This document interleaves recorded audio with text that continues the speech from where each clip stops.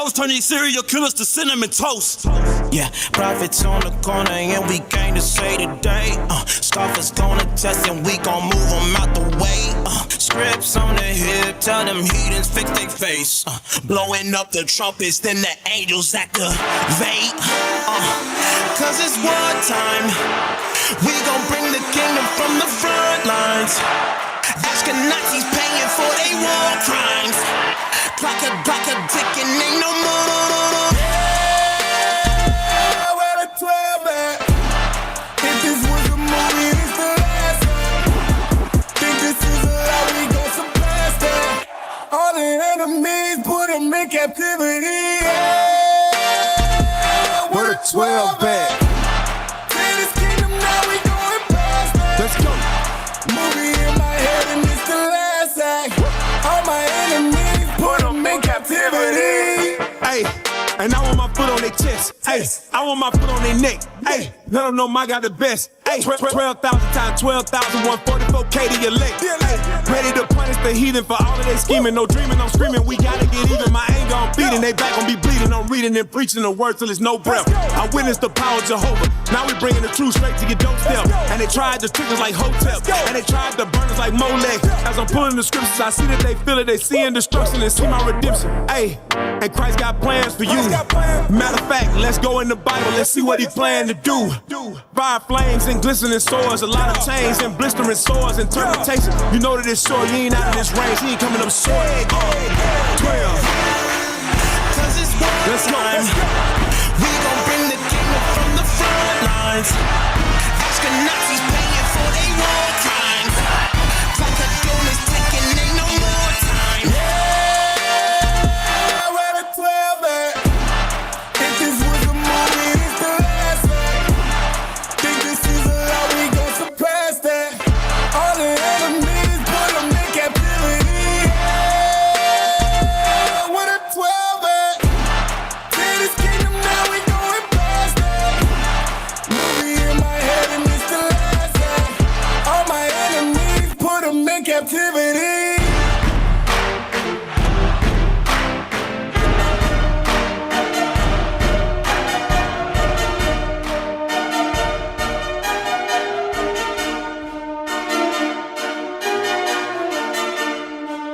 Patio, go crazy with that. When you hear them trumpet sounds, split the earth and crack the ground. Mighty men march through your town, then my savior's coming down. It's the last trump. What? It's the last trump. What? It's the last trump. It's the last. Yeah. When you hear them trumpet sounds, split the earth and crack the ground. Mighty men march through your town, then my savior's coming down. It's the last trump. What? It's the last trump. It's the last Trump. It's the last. Stop what I said, come back to repentance. Bones on the ground, heavily tinted. Teaching their laws, yeah, I'm a real witness. Oh my God, they rocking those sniffing. Keeping their laws, yeah, that's why we win this. Spiritual something, yeah, that's my wood treasure. Reading my flaws, you know that's my pleasure. Last summer sound, yeah, get it together. Temple gates for the toe tribe. Ain't gonna like, yeah, when he arrive. We cracking our ground, we making that sound. We running men, we march to your town. From dogs, we don't keep them around. Me and my buzz was made from the ground. We hitting the blocks, we crying out loud. My Christ gon' return, they give me my crown. When you hear them trumpet sounds, split the earth and crack the ground. Mighty men march through your town, then my savior's coming down. It's the last trump. What? It's the last trump. What? It's the last trump. It's the last. Yeah. When you hear them trumpet sounds, split the earth and crack the ground. Mighty men march through your town, then my savior's coming down. It's the last trump. What? It's the last trump. What? It's the last trump. It's the last. Come in, not come in, not come in. Not that Bible, cast it down, imagination. Come in, not that Bible, cast it down, imagine. Come in, not that Bible, cast it down, imagine. The world is at all the stores, online shopping.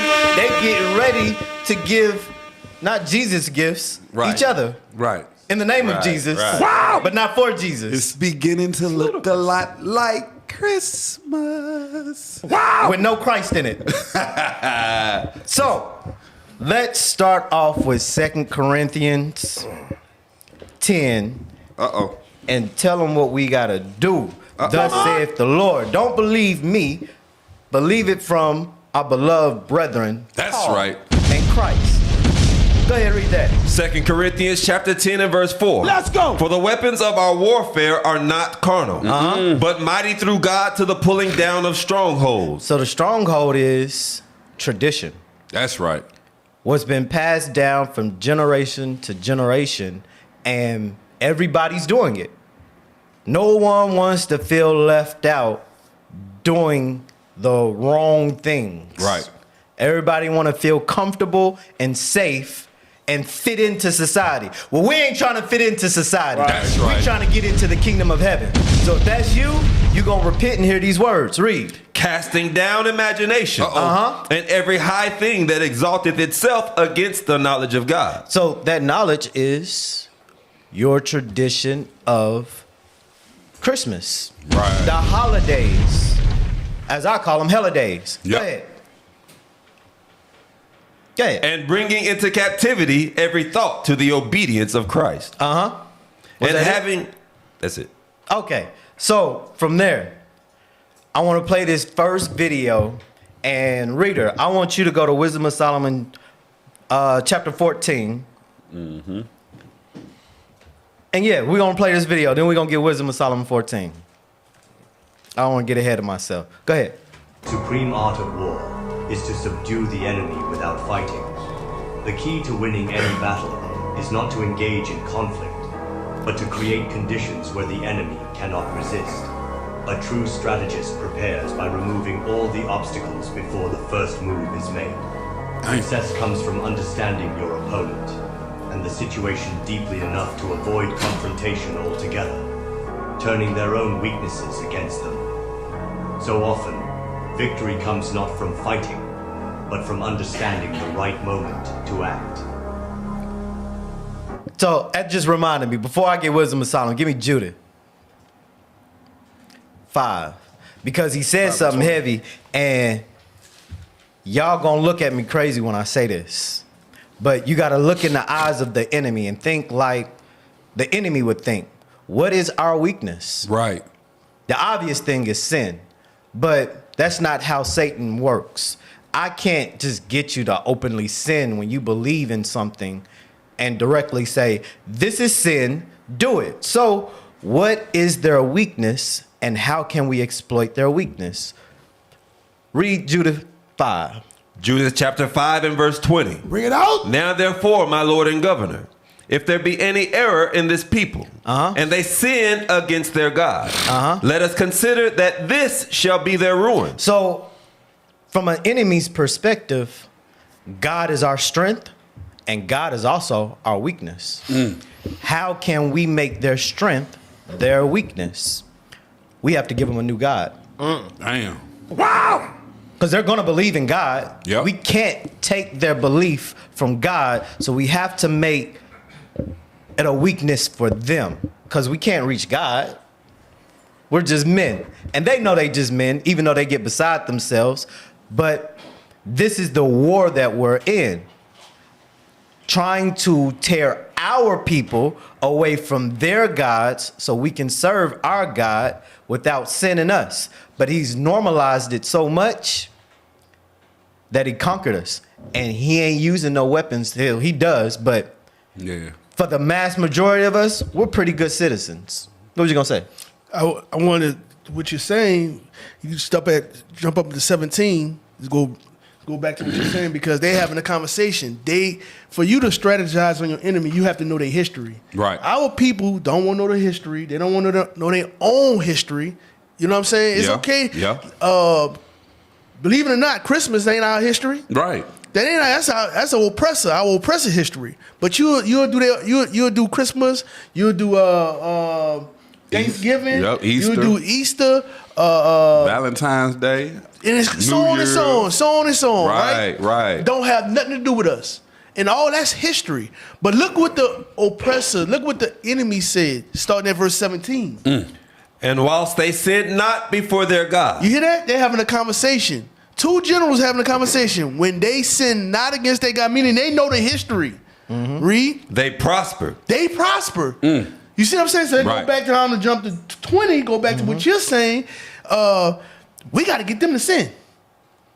We got to change their God. If we figure out how to get in there, and because they have to know they have to know what is sin. Right. They have to know for them to attack us. That's right. Read it again. And whilst they sinned not before their God, they prospered, because the God that hateth iniquity was with them. You see that? They know when God, and when we doing what God say do, that God's for us. Right. We can't fight against him. This is what they know. That's what I Hey, and get this go with what Officer saying and Cap. Get Psalms 96. Bring it out. Get Psalms 96 because on the video he said that Psalm 64 and 6. He said that we have to understand our opponent. That goes into what Officer's saying. In order to understand your opponent, which is the children of Israel, you got to know their history. You got to sit down. You got to have those moments, those crafty counsel moments, to where you looking deep into the situation or the subject matter, so you can understand how to win. Read what you got. Psalm 64 verse 6. They searched out iniquity. They searched out our iniquities. Read. They accomplished a diligent search. They did a diligent search. They dug deep in our history. They seen what's good, what's bad. How are they winning? How would they lose? Read. Both the inward thought of every one of them and the heart is deep. That's how they move. That's how they get down. That's how they roll, and that's how they're able to conquer us in the America nowadays. Yep. So Hey. get Wisdom of Solomon, chapter 14, and 21 and 22. Wisdom of Solomon chapter 14 verse 21. Yeah. And this was an occasion to deceive the world. For men, serving either calamity or tyranny, did ascribe unto stones and stocks the incommunicable name. Read. Moreover, this was not enough for them, that they erred in the knowledge of God. They do. But whereas they lived in the great war of ignorance, those so great plagues called they peace. We are at war. Woo! And a lot of us are ignorant to the fact that we're at war. Right. Because the enemy has already set up the trap. So you think you believe in God and not the God of the Bible. Man. How is he able to infiltrate like that? Let's play this next video from your favorite president, Donald J. Trump. He the man, man. If you say it long enough, hard enough, often enough, people will start to believe it. Yeah, that's it. That's it. That's it. Right to the point. It was short. That's how they infiltrate it. If everybody is saying the exact same thing, you're going to feel some type of way. And once you feel some type of way about what everybody else is doing and getting, and you're not benefiting from it, you're going to look at things differently. Am I in the right place? Am I doing the right thing? Yeah. I'm not prospering in what I'm doing. They're prospering in what they're doing. Maybe I should do what they're doing. I don't want to be singled out. And that's why some people keep hold of these doctrines, these traditions of men. Give me the next video. He said it right to everybody's face. He did. He said, and He did. It went right over to everybody's head. And they just be like, Yeah. Got the clapping and look. Yeah. Some people's like, that's a true statement. Yeah. That is a true statement. And for this, let me explain Genesis chapter 1 before we get into this. Because I got to lay down the foundation of what God told us on how everything was created and what it was created for. And I'm going to show you how the heathen took this and celebrated something for themselves that wasn't even right. And we follow it to this day. Read Genesis chapter 1, verse 14. Genesis chapter 1, verse 14. Bring it out. And God said, let there be lights in the firmament of the heaven. So the creation of lights. This is the sun and the moon. Read. To divide the day from the night, and let them be for signs and for seasons and for days and years. So that sounds pretty plain and simple. That's probably what, a second grade reading level Yeah. of understanding. that these two lights were created for signs, seasons, and time.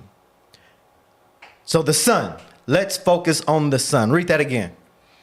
And God said, let there be lights in the firmament of the heaven to divide the day from the night. And let them be for signs and for seasons and for days and years. All right. So the sun, it has a specific position per season.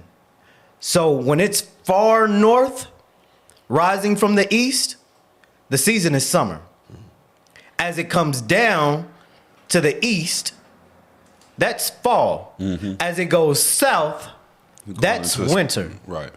As it comes back, it's spring. And then it goes back to the north to be summer.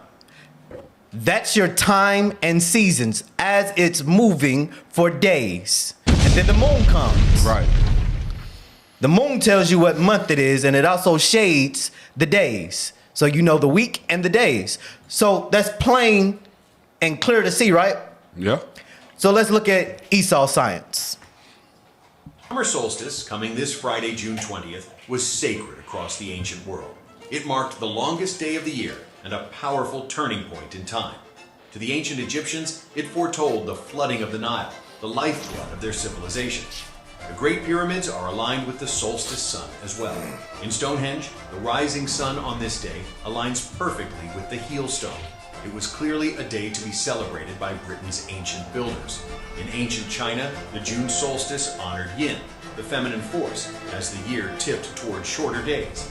And for the Romans, it coincided with Vestalia, a week-long festival honoring Vesta, goddess of the hearth, symbolizing warmth, life, and continuity. Even today, the summer solstice continues to hold meaning for people around the world.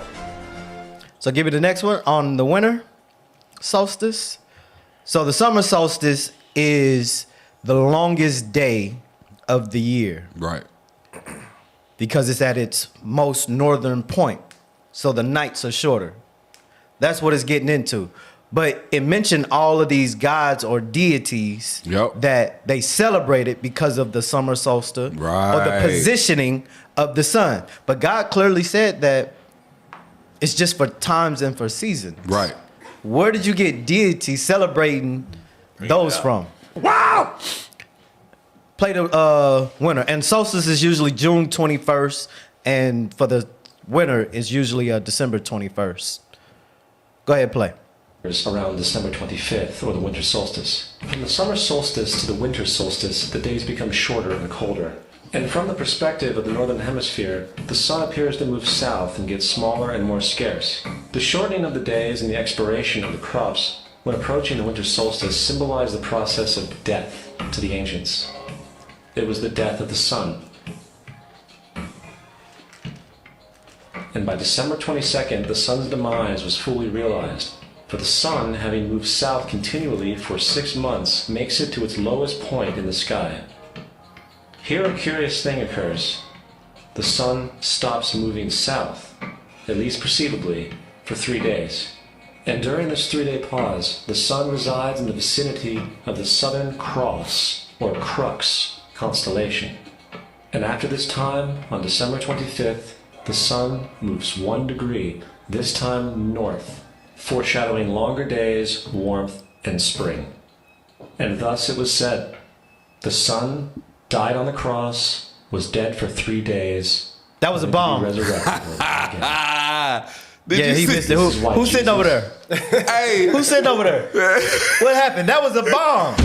That was a bomb moment. You should have seen Officer Jaz's facial expression when you heard that. Look at this. The bomb went off in his head. Yeah. That's where they're getting this sun worship from in the winter. The sun, S-U-N, died on the cross. The constellation. Wow. You look, hey, Cap. Get Jeremiah 10 and just read 1 and 2. Wait, hold on, wait. I'm gonna get there. Hold on, I'm gonna let you bring it out. I'm gonna let you bring it out. Cap, you amazing, man. I gotta make it agonizing so you know that this is all sky sun worship. Yes. It's all idolatry. He told us what the sun was made for. Yes. You're worshiping the sun because it's in its rotation of seasons? Cap, you said the son died on the cross. I didn't say it. The video said it. So he ain't talking about Jesus Christ died on the cross. The S-U-N died on the constellational cross. Oh, wow. You heathens are amazing. Before you do it. No, they're not. All we gotta do is just listen to God. They don't have to. If you listen to God, you don't have to listen to all them doggone tricks. They have tricked you into believing that you're worshiping Christ's birth. Yes. Listen, before you get Jeremiah 10. Not smart at all. Finish out this video. We're going to do Exodus, and I'm going to bring us to Jeremiah 10. Man. I'm going to let you explain your part. Don't forget your thought. Press play. And numerous other sun gods share the crucifixion, 3-day death, and resurrection concept. It is the sun's transition period before it shifts its direction back into the northern hemisphere, bringing spring and thus salvation. However, they did not celebrate the resurrection of the sun until the spring equinox, or Easter. This is because at the spring equinox, the sun officially overpowers the evil darkness. As daytime... Pause right there. So, in common sense, the days are even. It's an even 12 hours for night and day. That's what they're celebrating. But it's going to make sense because each celebration is one of their gods. Go ahead. It becomes longer in duration than the night, and the revitalizing conditions of spring emerge. Now, that was it? All right, Exodus chapter 20. What did God say don't do? What did he say don't do out of these things? Man. Exodus chapter 20. I want to read it with you. And start at 4. Exodus chapter 20, verse 4. Bring it out. Thou shalt not make unto thee any graven image, or any likeness of anything that is in heaven above, or that is in the earth beneath, or that is in the water under the earth. You know, before watching this video, if you've never seen anything about the equinoxes and solstices and all of that, this really wouldn't make sense as to why he's saying it plainly, because we're leveling up in our understanding, our grade level of reading. So read it again. Thou shalt not make unto thee any graven image, or any likeness of anything that is in heaven above, or that is in the earth beneath. Because people were celebrating things based off of what was created. You say nobody would plainly do that, but they were plainly doing that in ancient times, and we still followed it. Wow! So God is reminding us again that the masses of the people were going to be deceived by the things that the God of the Bible created.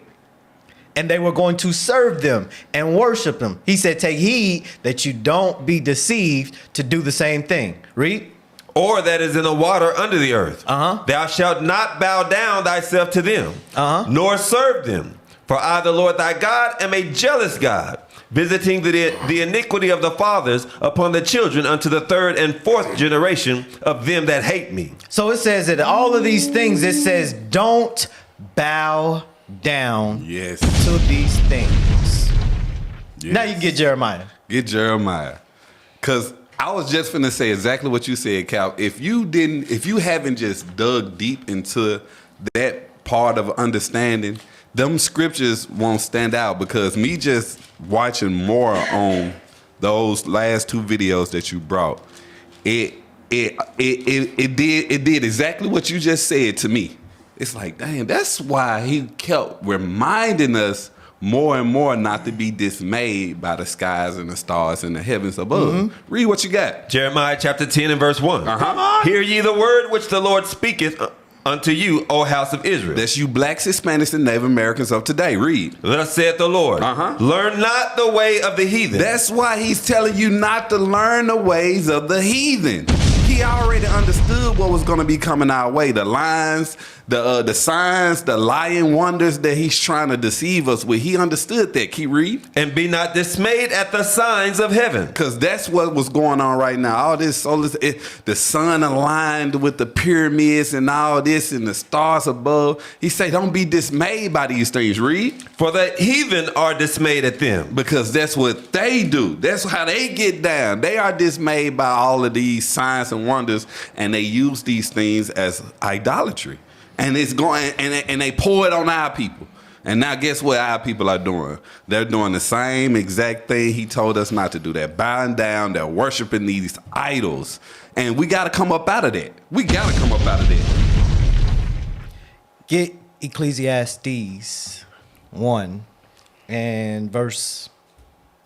Start at 2 and I'm going to jump.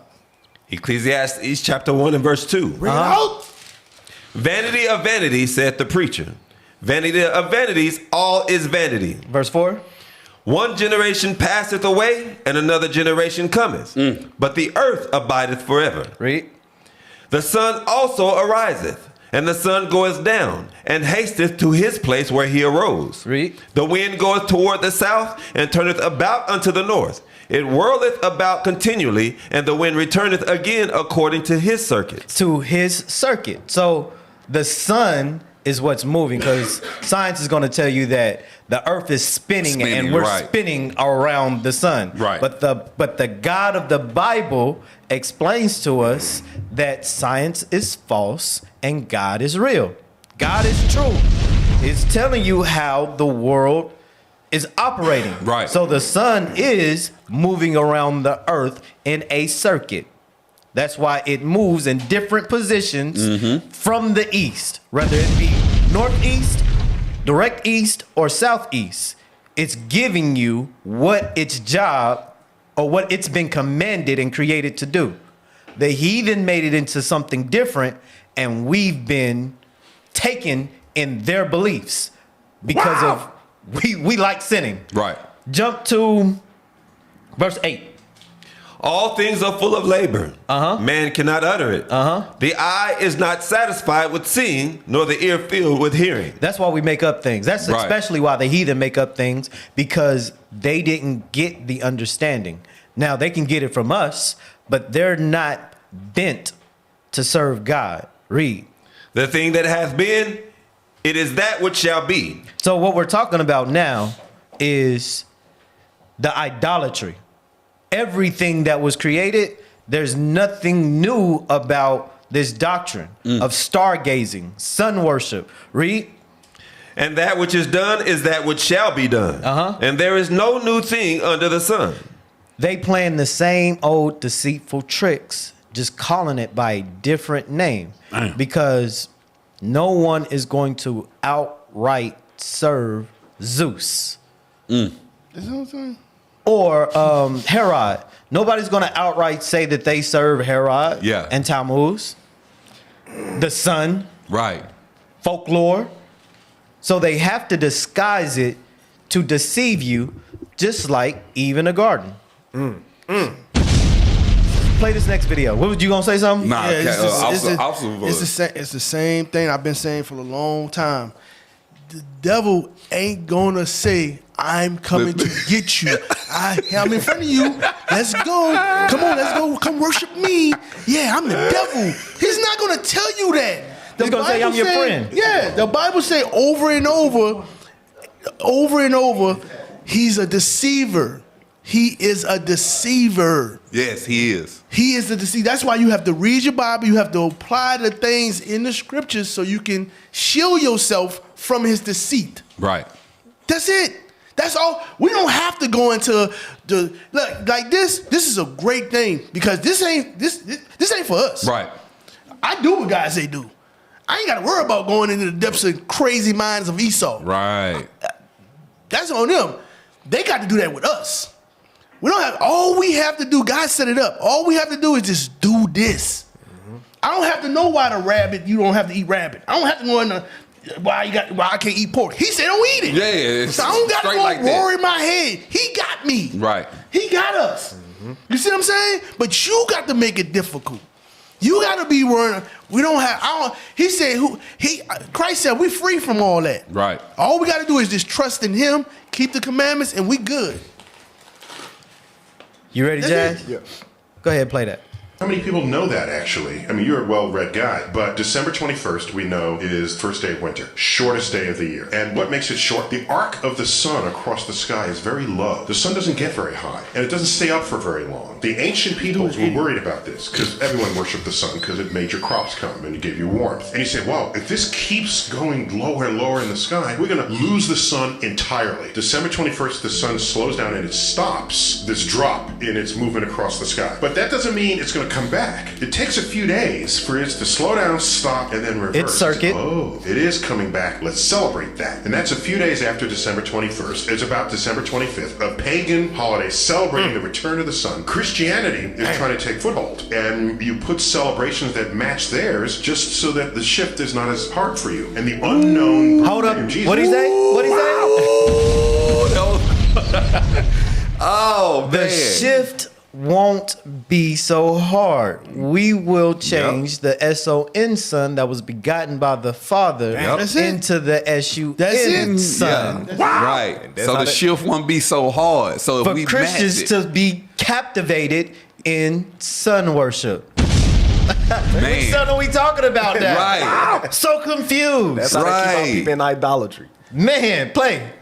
Holiday celebrating the return of the sun. Christianity is trying to take foothold, and you put celebrations that match theirs just so that the shift is not as hard for you. And the unknown birthday of Jesus was then assigned this pagan day of celebration to make that transition easier for the pagans to become Christians. And sure enough, it remained Christmas Day.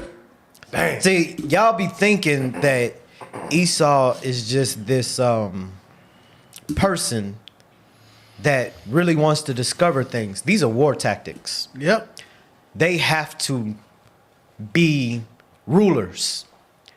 And how can you rule a people that believe something different than you? Because there's going to be opposition at every single turn, and you can't conquer a people that have something stronger than you. Right. So you have to make something that appears stronger than them. So what did he do? He became Lucifer. Yeah. An angel of light, a light bearer. Yeah, dim light. Oh no, it's very bright. His light is very, very bright because everybody sees this man as God. Yeah. Right. I'm talking about the darkness, though. That's what I'm saying. The darkness. That light he has is darkness. Right. Go to the next video and give me. Go back to Jeremiah 10. Uh-oh, it's beginning to look a lot like Christmas. Hey, he's still vibing off of those cuts from the street. Jeremiah 10.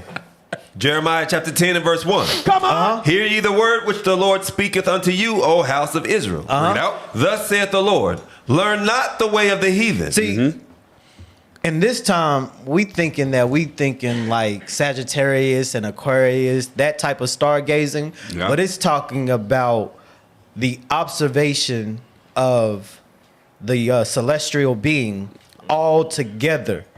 Those are just pieces of it. Read. Learn not the way of the heathen, and be not dismayed at the signs of heaven. For the heathen are dismayed at them. So what it means by being dismayed is they study these things as if it really dictates life, and they're gods. They create many fantasies and stories and stumbling blocks to serve these gods. And they make their nations fall and crumble trying to serve these gods.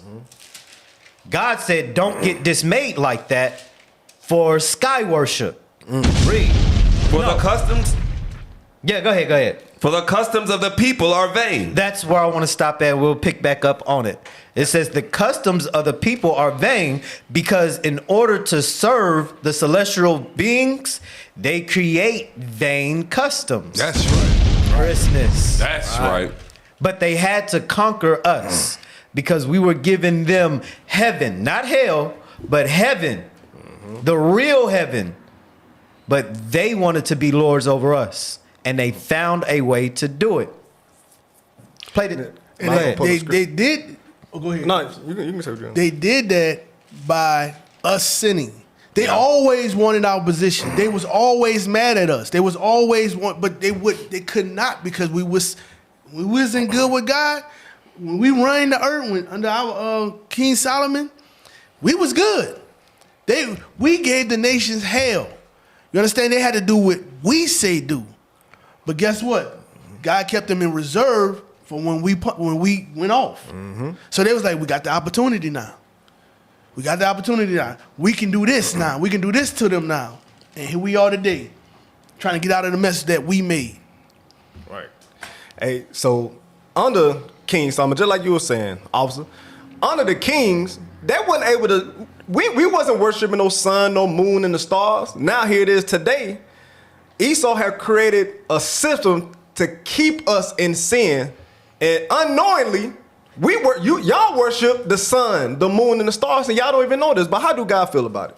John, give me Deuteronomy 17 in verse 2. Mm-hmm. Let me show you something real quick. I'll make it quick for you, Cap. Bring it out. Read that for me. Because this is why it's important that we must continue to read the commandments of God. Read throughout the laws of God. Deuteronomy 17 and verse 2. Deuteronomy chapter 17 and verse 2. If there be found among you within any of thy gates which the Lord thy God giveth thee, man or woman that hath wrought wickedness in the sight of the Lord thy God, they have wrought wickedness in the sight of the Lord thy God, read, in transgressing his covenant, and hath gone and served other gods, and worshipped them, either the sun, or moon, or any of the host of heaven, read, which I have not commanded, and it be told thee, and thou hast heard of it, and inquired diligently, and behold, it be true, and the thing certain, that such abomination the Lord said, when you worship the sun, the moon, and the stars, the Lord said it is abomination. It is wickedness, right? Read. That such abomination is wrought in Israel. Then shalt thou bring forth that man or that woman, which have committed that wicked thing unto thy gates, even that man or that woman, and shalt stone them with stones till they die. Now, you know, right now we're under grace, but back then, the Lord, under the Old Testament, the Lord said, we had to get put to death for such abomination. Now guess what? That doesn't mean we should worship the sun, moon, and the stars today. No, we should continue to keep the commandments of God. Keep the feast days, keep Passover, keep Pentecost. That's not right. go out here and worship a moon. That's why they got the star on top of the daggone Christmas tree. Right. Not knowing you worship that as well. But that's all I got, Cal. So play this next video and let's get into the so-called SON. Why do we celebrate Christmas? Some people question whether Christians should celebrate Christmas, especially since some traditions have historical roots outside of Christianity. However, for believers, Christmas is about something much deeper. Honoring and celebrating the birth of Jesus Christ, the Savior of the world. The Bible may not command us to celebrate Jesus' birth on a specific day. It doesn't? But it invites us to reflect on and rejoice in his coming. Wow! For unto you is born this day in the city of David a Savior, which is So pause Christ. right there. Boy, I tell you. Stop it. The most amazing thing is everybody will say, well, we don't know when Jesus is born, but then they'll pull Luke. Right. How do you pull Luke and then skip over the fact that he turned 12 around the Passover during tax season? Right. Which tax season is in the spring. That soft voice. I just wanted a side note. I know you. When you look at this video, right, it show what image? Caucasians. Yeah. It show when you go in if you go in the comments. I know you pulled this video. All praises to God. Yeah. Preach. You see all these comments. I'm talking about be thousands of comments. Right. Not one comment going to say that's not the image. Nope. Or we should not make images. Right. Or nobody knows how he look. Right. This is what they've been doing from the beginning.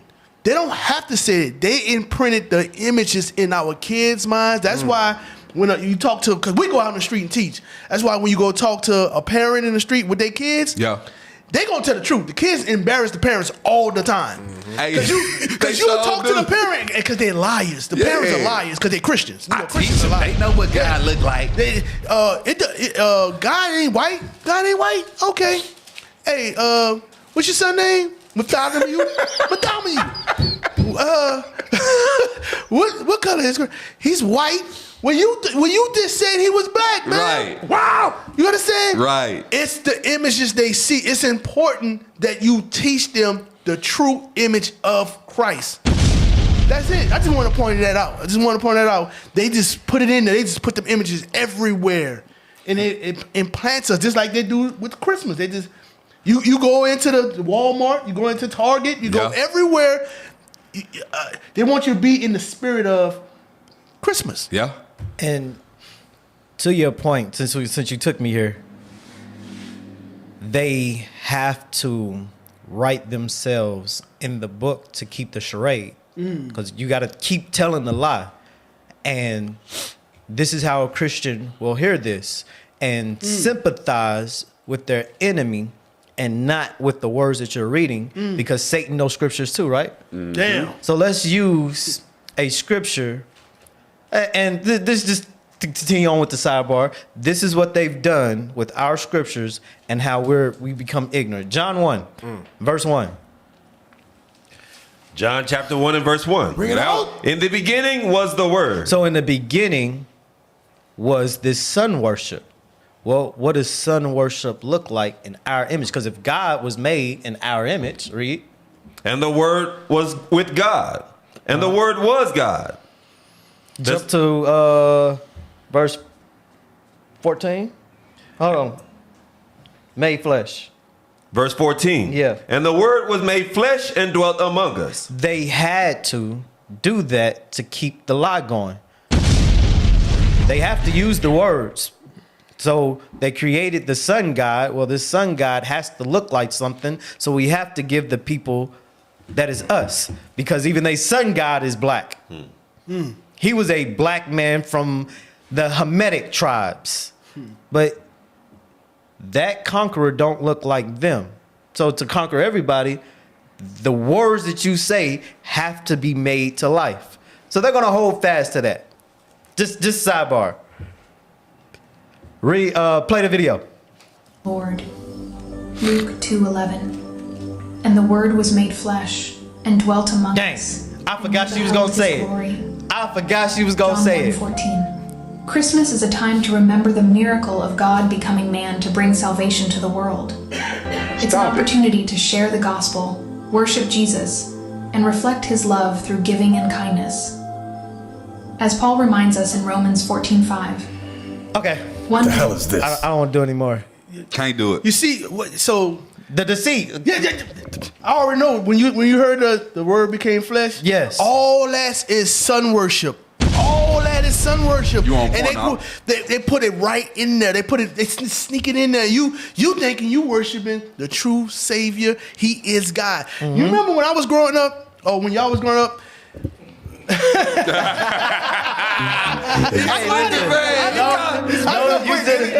No. You talking to the audience, and then you brought it back on yourself. Well, I know I'm older than all of y'all, so let me talk about me.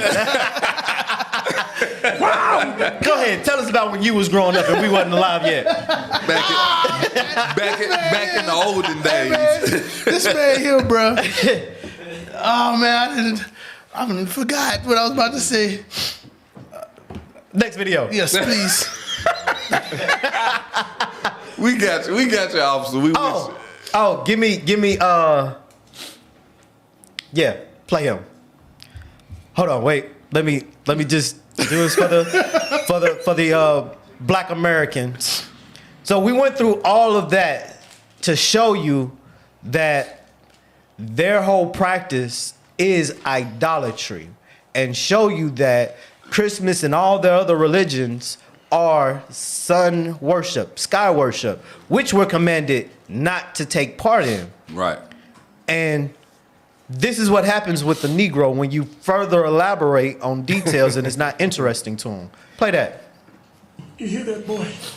That's what Christmas is all about. It's about Jesus. Actually, Granddad, Christmas is a pagan holiday. And Jesus probably hates you for celebrating it. He does. Look, Granddad, it's clear from the scripture that Jesus was not born in winter. The shepherds who saw the angels announcing his birth would not have been out in their fields in December. The Palestinian winters are too cold. Mm. If you believe in that sort of thing. The truth is, Christmas evolved from the Roman holiday Saturnalia, a winter festival where men gave gifts to each other. They also would get drunk, have sex with each other, and beat their wives. Wow. People would act so crazy on Christmas, the holiday was outlawed by the Protestant Church until the 1800s. As a These are matter of facts. fact, the United States Congress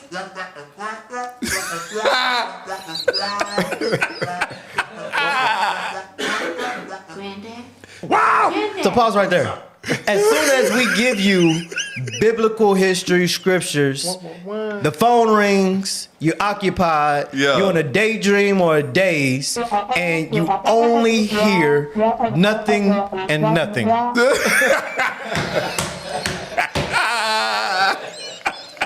And then we have to repeat ourselves. Everybody was that history. All I heard was history. Oh. Gossip. Gay sex. I'm hurt. That's the mind of a Negro. Yeah. I had real life living proof of this while I was putting this together. Man. Crazy works. Man. Press play. Hey, boy, what was that? I just explained the entire history of Christmas. But it was boring, Huey. You just blah, blah, gay sex, blah, blah, Congress. You know, you gotta be interesting. Hey, stop. Hey, you see what stood out though? It was blah, blah, gay sex, blah, blah, Congress. Them the only two things out of everything he heard. You feel the most profane. And it was just a short, brief synopsis of what the Caucasian race did with that holiday. Yeah. And he got to the point to where the U.S. is now bringing it back and marketing it. Because that's the blah, blah stuff. Yeah. The U.S. had to say, okay, we want this back, but how do we market it so it's easier of a transition? Because homosexuality wasn't like that in the U.S. in those times. Nope. And Christmas was not popular and all of that. Right. That's why. Go to the next video. Go to the cuts. Hey, That's why I couch. You finna go. I just want to say this one thing. If you, I'm thinking about what you're saying. If you look at the movies, right? Mm-hmm. You got. I can't remember the movies with the Optimus Prime in them and the Dark Rising. The Transformers. Transformer movies. Yes, sir. Yes, sir.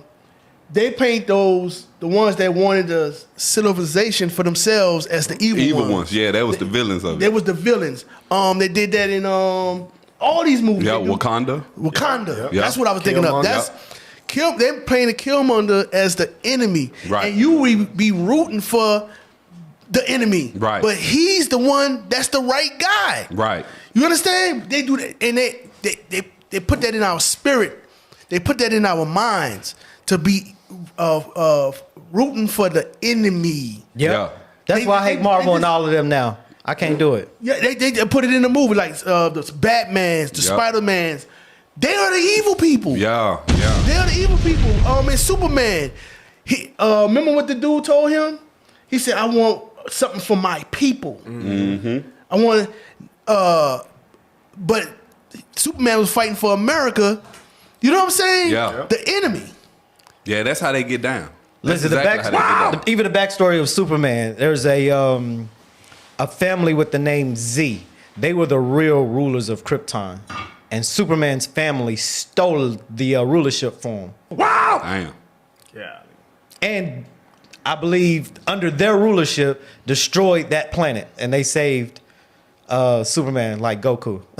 And like you said, and that's where, and all that goes into these holidays that we celebrate now. You know what I'm saying?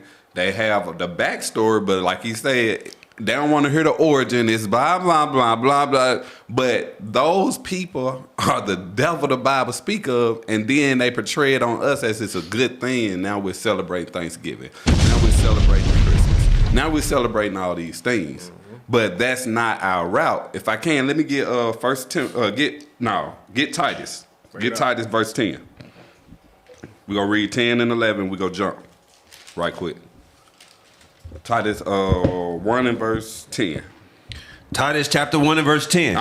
For there are many unruly and vain talkers and deceivers. It's many unruly and vain talkers and deceivers. We got a lot of those out here, and that's what's going on. This is the war that we're trying to educate our people that's being held. Read. Especially they of the circumcision, whose mouths must be stopped. He said when it comes down to these things, they mouths must be stopped. We got to cast down these imaginations. Read. Who subvert whole houses. Because it's converting and it's subverting whole houses. You got whole houses right now set up. It's stockings everywhere. You got Christmas trees. You got people creating fake chimneys in apartments that ain't even got chimneys. Wow. You know what I'm saying? They just setting the whole scenery. Read. Teaching things which they ought not.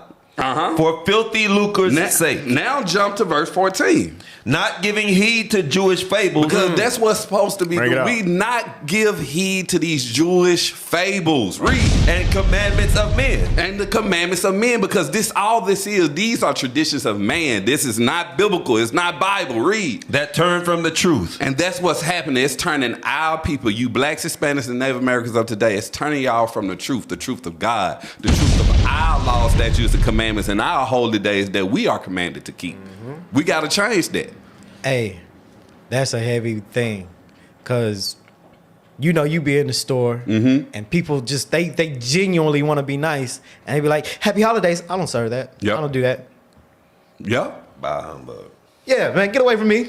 I like hurt their feelings. I don't do that. I don't do none of that stuff. Cap, you should have saw we was out there getting through and we walked past. We was ending this right here and we walked out and me and the other brothers.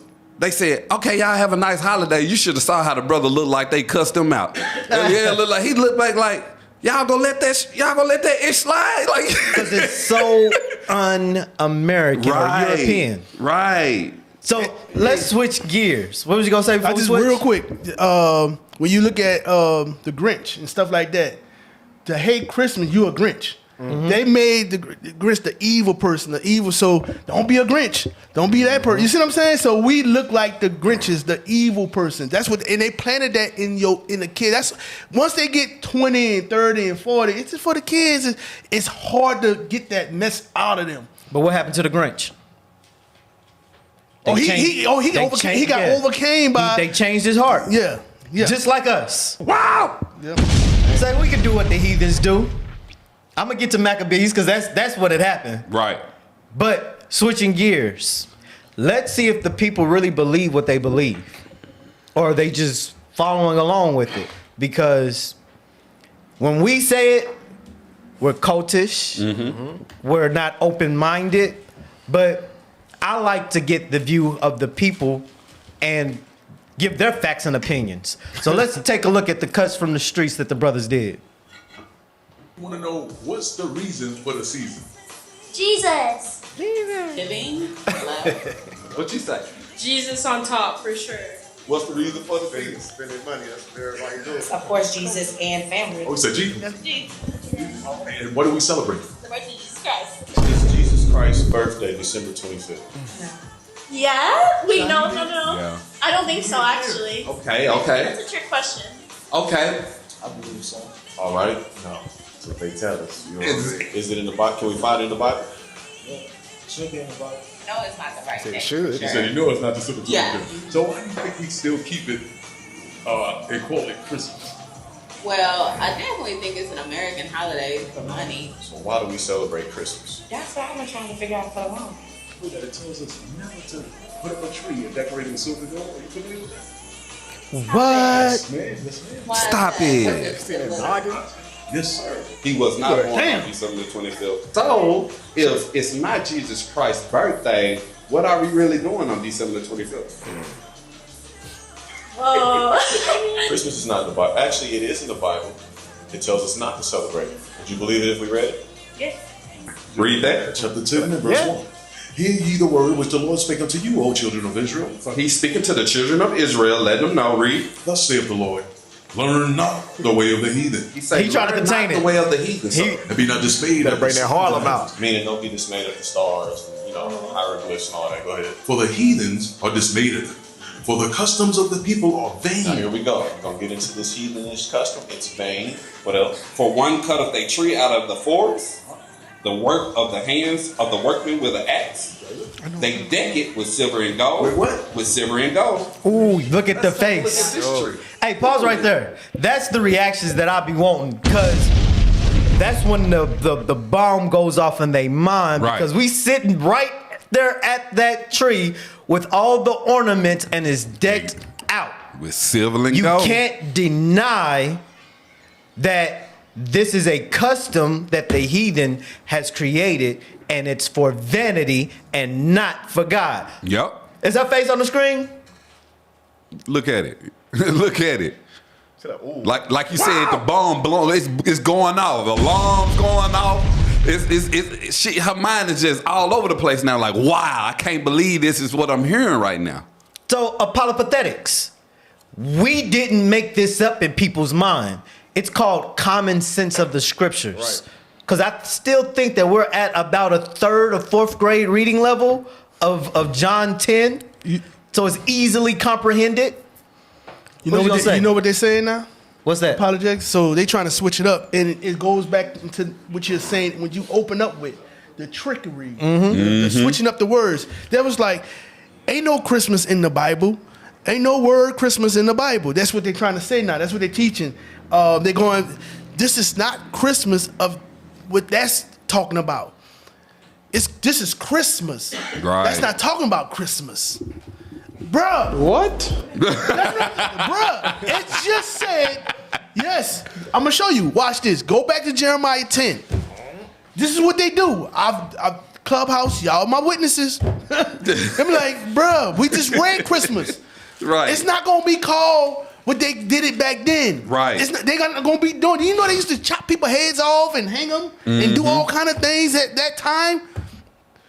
You used to get sacrificed. You used to be sacrificed in this holiday. The first gift. Holiday. Read it again. Start at verse 3. Yeah, I mean, where's the point? Yeah, verse 3. Yes, sir. Jeremiah chapter 10 and verse 3. Come on. For the customs of the people are vain. They're lies. That's what it's talking about. The customer of they are lies. They're not going to say this is Christmas. They ain't going to have the word. The word Christmas wasn't there. Right. But this is the practice of the ritual, what they was doing. The custom. This was the custom. Christmas is the same custom in Jeremiah 10. Right. That's the point. Of course it wasn't called Christmas. They're lying today. I mean, and then they'll be like, oh yeah, you're right. It don't say Christmas. I'm like, come on, man. You can't be that stupid. Read it again. For the customs of the people are vain. For one cutteth a tree out of the forest. This is the custom. Read. The work of the hands of the workmen with the axe. What you do with the tree? You get the tree out of the forest. Right. The same thing you do for Christmas. Why we have to, it's like you said, the reading comprehension. Come on, y'all. This is the same thing. Read. They deck it with silver and with gold. Can we go back? Cause that thing looked like silver and gold to me. Yep. That's silver and gold. It's not the real silver. Back then, that was real silver and gold they used to put on them. Right. Look at that tree. They deck it. They decking the tree. Right. You understand? Now, sometimes you might can't afford the ornaments, but you put that silver and gold, that damn... Get the little plastic thing and the string lights. Yeah, and you put that, what you call them little things that wrap around? I don't know. I don't know what it is, but it wrap around, you make it silver, and you got the gold part. You wrap that around. Ribbon and all of that. Ribbons and stuff like that. Read on. They fasten it with nails and with hammers that it move not. What they do today, they make these little things you screw in, you fasten it so it won't fall over. Yep. Read. They are upright as the palm tree. They are upright. They are upright. Read. But speak not. They don't speak because back then it was so that if you don't do this, custom, if you don't do these type of things, the tree gonna come alive and kill you. Right. You understand? Read on. They must needs be born because they cannot go. They cannot go. You have to bring them. You have to carry them. That's what you do. You carry them in your house. Read. Be not afraid of them. Because the people used to be afraid of them. Read that. That was the story they would tell. Read. Yeah, Lord's will. I want to get into that part of it. Yeah, that's not today, but on another casting down, I want to get into that verse of that part of the story. But this is what they're getting people. Like our people, we are so hungry for sin. Like this is what's going on. a lot of the women love this holiday. Yeah. This holiday. They love this holiday. And the men see it. But what happens is they love that damn woman so much. Well, they don't love the woman so much. If you love her, you would tell her no. But you love yourself because you want the punani. Yeah, you want that box. The box. That's a better word. Yeah. Sorry. Wow. The box. Sorry, Zamar. The box. You know what I'm saying? Right. You want the box so much, and that's selfish. You know it ain't right, but you so weak as a man, you can't stand up in your own house and say, no, we're not doing this. When you know deep down inside, you know the men know. The women just be, they just be wanting the gifts. They want the thing, the allure that goes with it. And they know this. But the man, he noticed this foolishness. He know I can just give my wife or my whoever a gift any day. Yep. Yeah. Why I gotta be this on this day? Valentine's, no, same thing. Yeah, that was my argument. Hey, and especially like you said, I was on this day because when we was in there, a lot of the men, they was walking around like, The women was happy bags like this. The men like, man, these motherfuckers just spent all the money. You know what I'm saying? All that overtime money gone. Yeah, all that hard work, all that stuff. Hey, Cap, you just started out. I'm gonna do this. I'm gonna do that. I'm gonna get this business going. Yeah. I'm gonna do this. Doing and you forgot about the holidays. Here come now. You didn't even think about it. And then she started talking. And then drained the money. money. Months later, and you just saved up $8,000. Yeah. For your new business. Yep. But you can't say no. Yep. You can't say no. You got to go buy that Gucci purse, them diamonds. You know what I'm saying? Mm-hmm. This is the trick bag that we've been in. We going around in a circle. It's the same circle that the children of children of Israel went in the wilderness. 40 years. Just keep going in the circle. Just keep the same circle. Yep. And they knowing the truth. They know. Truth is right there. So finish playing this out. With an axe. They deck it with silver and gold. With what? With silver and gold. Ooh. Let's take a look at this tree. There's a lot of silver and gold decked on a tree that was cut out of a forest, right? Right? Okay, let's keep reading. And they fastened it with nails and hammers. Look at that it moved not. And that's our modern day, like, tree stand. You know, back then they used to use the palm trees and they'll hammer nails in it so it can stand up tall. But he say this is a way of the heathen that we should not learn. Wow, so they putting that all in the Bible, and they got us thinking that Jesus' birthday is on the 25th, and it's not even in the Bible. It says that. So. They make a lot. He looked like he been played. Yeah, he felt like it. He spent all that money. Yeah, he felt that. He said, "Oh, hey, shout out to Cuts from the Street." That was shout out. Hey, go to the next. Go to the next video. Oh, praise! Shout out to you, man. You know, this next video, I thought about it, and it just dawned on me. We're celebrating, not we, of course, but we as a nation of America, celebrating someone's birthday. Let's see what the Satanists think about birthdays. So I grabbed this video to say, what if Satan is doing this? Matter of fact, I'll let the video speak, and then I'll say what I'm going to say. Omri, why would you buy a satanic Bible if you believe in God? God. To fuck y'all heads up real quick, did you know the highest of all holidays in the satanic religion is the date of one's own birth? Wow. So wait. Wow. So the highest way that you can celebrate Satan is someone's birth. Damn. Wow. So Satanists really rejoice in Christmas, not in the sake of celebrating Jesus, but one's birth. It's a Satanist day. It's a Satanist thought process to celebrate your birthday, his birthday, her birthday, and even Christ's birthday. Because everybody said it's for Jesus. Yep. Well, Satan says it's actually for me. Damn. Wow. Play that. Shut up, Bell. He named the bird Satanists believe, or the Satanist feels, why not really be honest if you're going to create a God in your image? Shut up, Bell. Why not create that God as yourself? Every man is a god if he chooses to recognize himself as one. So the Satanist celebrates his own birthday as the most important holiday of the year. Pause. Dang. What's the reason for the season? Dang, it's Christ's Oh, they thought it was birthday. Jesus. Yeah, they thought it was it's Jesus. Satan. Woo! Uh-oh. The reason for the season is Satan. This is one of the highest now days. And y'all stamped Jesus right on it. We got to get that. What you getting? 2 Thessalonians 2 Yeah. and verse 3. And it's always through the Bible. It's all through the Bible. Watch this. Read that. 2 Thessalonians chapter 2 and verse 3. Come on. Let no man deceive you by any means. Let no man deceive you by any means. The Bible repeats this over and over and over. You don't think you're gonna be and follow this Bible and think you don't get no someone trying to deceive you? You have to study. Read. For that day shall not come, except there come a falling away first, and that man of sin be revealed. The man of sin is being revealed right now. Yep. Read. The son of perdition. This is how you know the children of Israel that they fail. All 12 tribes fail.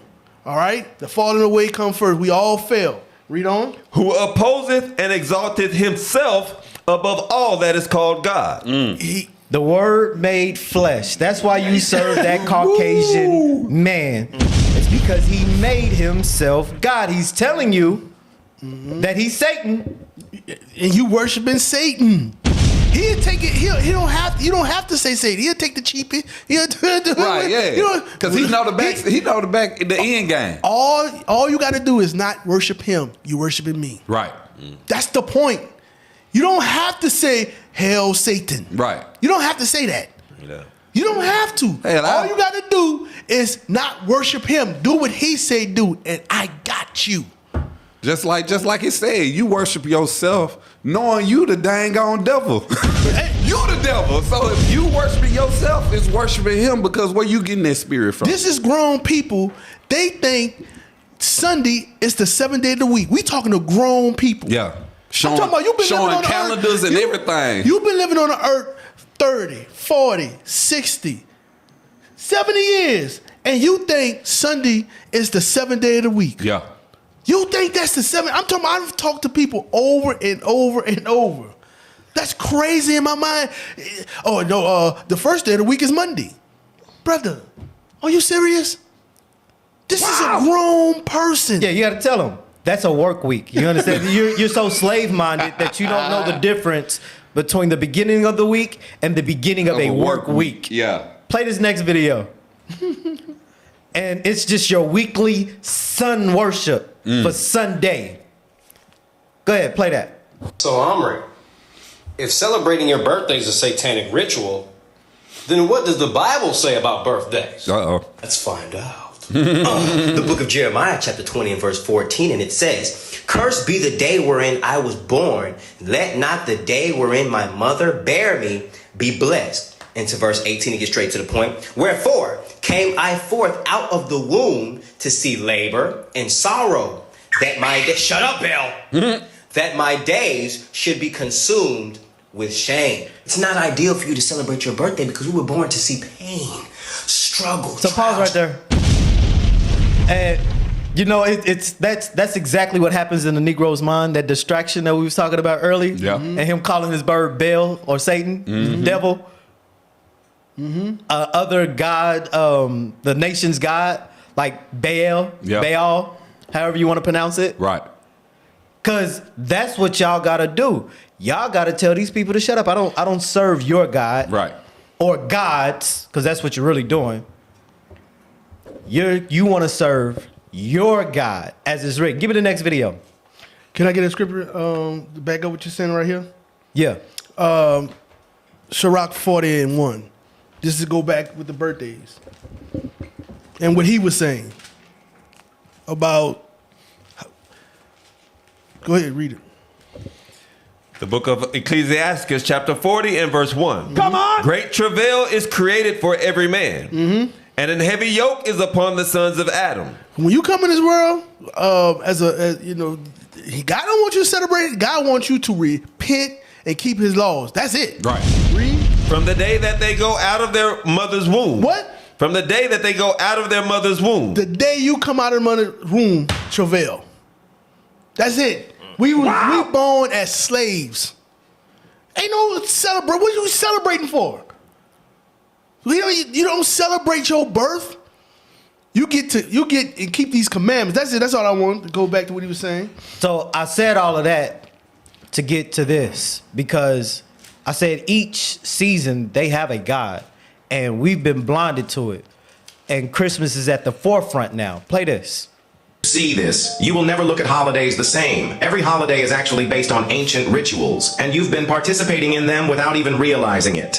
Let's start with Christmas. December 25th wasn't chosen by accident. Before Jesus, the Romans celebrated Saturnalia, wild feasts, gift-giving and honoring Saturn, the god of time. And the Norse, they had Yule, a solstice festival worshiping the rebirth of the sun. Easter, it's not just about Jesus. The egg and rabbit come from Eostre, the ancient goddess of fertility. These symbols have nothing to do with resurrection, but everything to do with reproduction. Wow. Halloween, it wasn't about candy. The Celts called it Samhain, the night when the veil between worlds was thinnest. People wore masks, not for fun, but to hide from spirits. Think Valentine's Day is about love? Think again. The Romans celebrated Lupercalia, a festival of fertility rituals, animal sacrifices, and a lottery where men would randomly pair with women for the festival. Cupid? He wasn't a cute cherub. He was based on Eros, the primal god of passion and chaos. So, are we celebrating romance or something much darker? Okay, but what about your birthday? That one's innocent, right? Think again. You light candles, make a wish, and blow them out. But why? The ancient Greeks did this as a form of fire magic, offering candles to Artemis, the moon goddess, so their wishes would be carried to the gods. Even the Egyptians and Romans only celebrated the birthdays of gods, kings, and elites because they believed it marked a spiritual rebirth. So, when you celebrate your birthday, are you just marking another year or taking part in an ancient ritual? July 4th? America's birthdays or a solar ritual? It's right after the summer solstice, one of the most sacred days for ancient civilizations. Was it chosen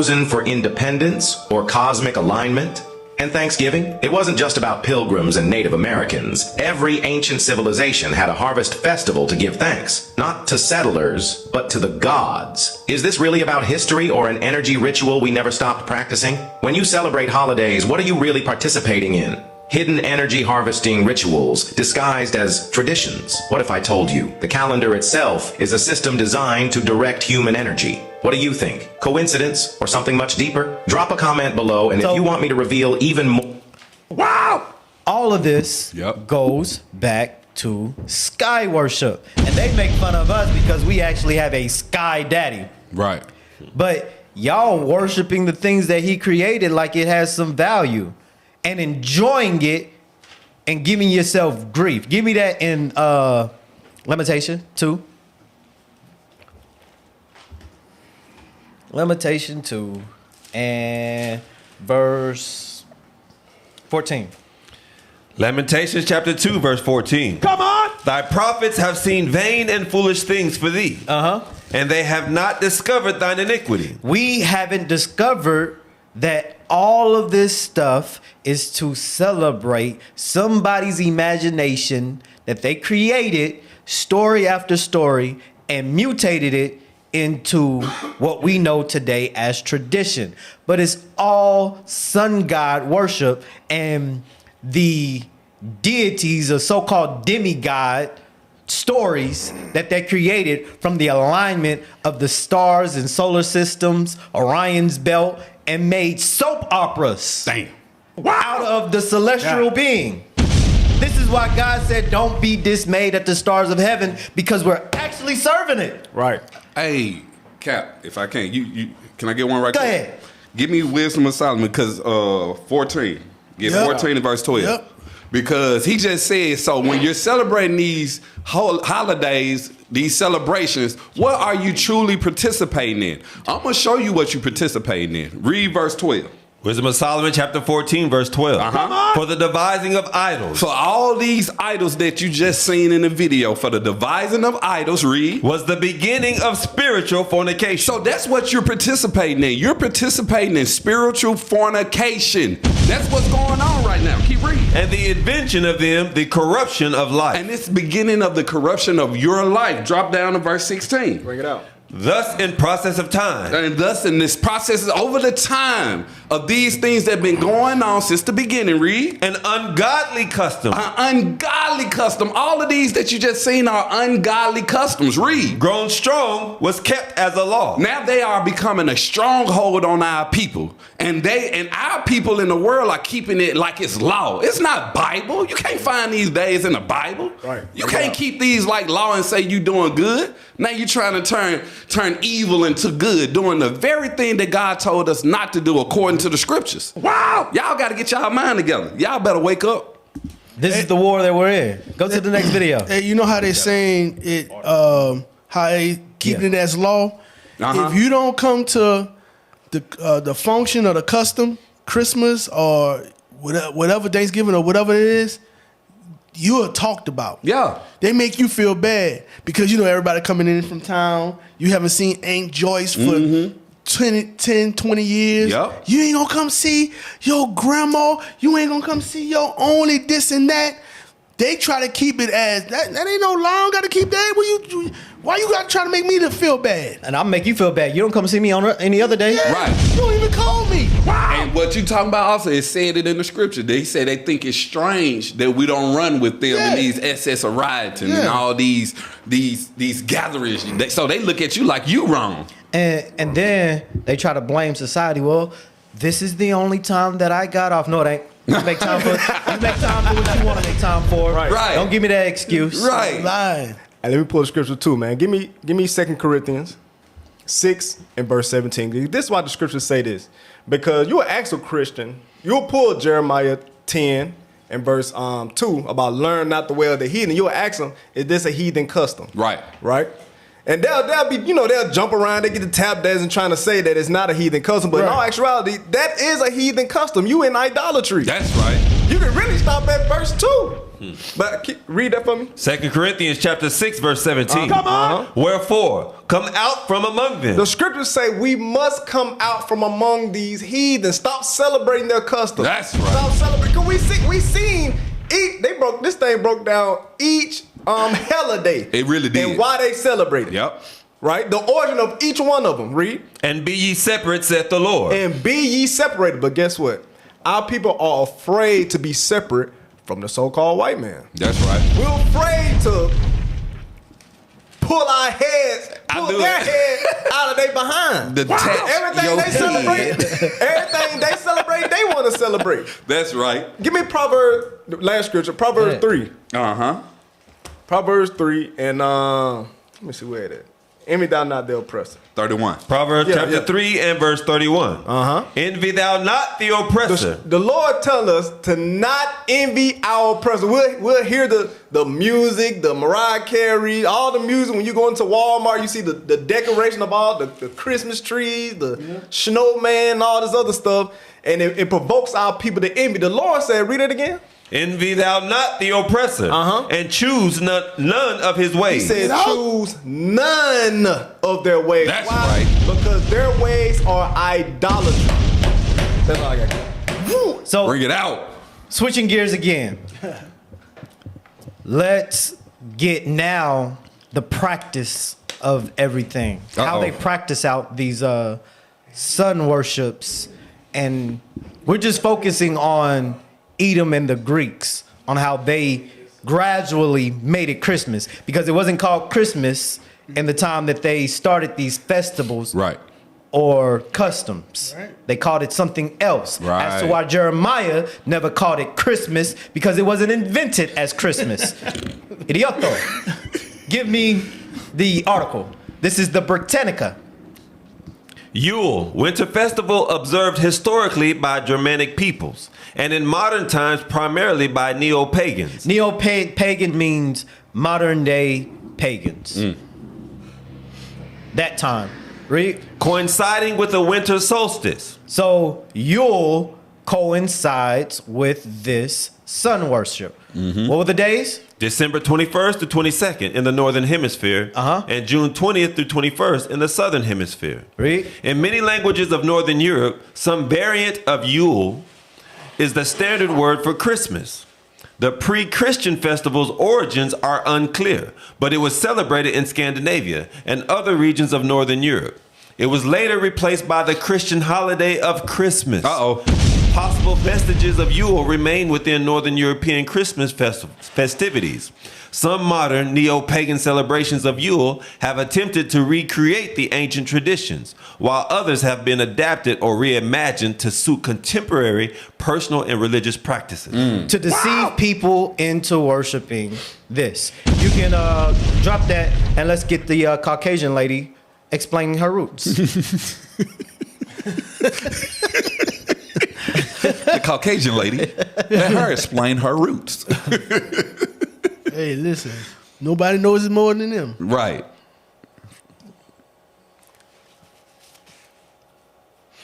Yeah. As we celebrate Christmas, we have to recognize Yule. Yule is an ancient pagan celebration that starts around the winter solstice, typically December 21st, and it lasts for 12 days. For these 12 days, people So feasted, pause right there. made up. You know, kids are very intuitive. And when you hear certain things, because when we all grew up, it was 2 days. You had Christmas Eve and you had Christmas Day. Yeah. Why does the song tell us 12 days of Christmas? Yeah. Wow! I mean, I always thought like we get 2 days and a week off of school, something of that nature. But why is it talking about 12 days of Christmas? These are the questions that you got to ask yourself. Man, what you said, a bomb blew off in my head. I was like, It's like the mess out of it. Right.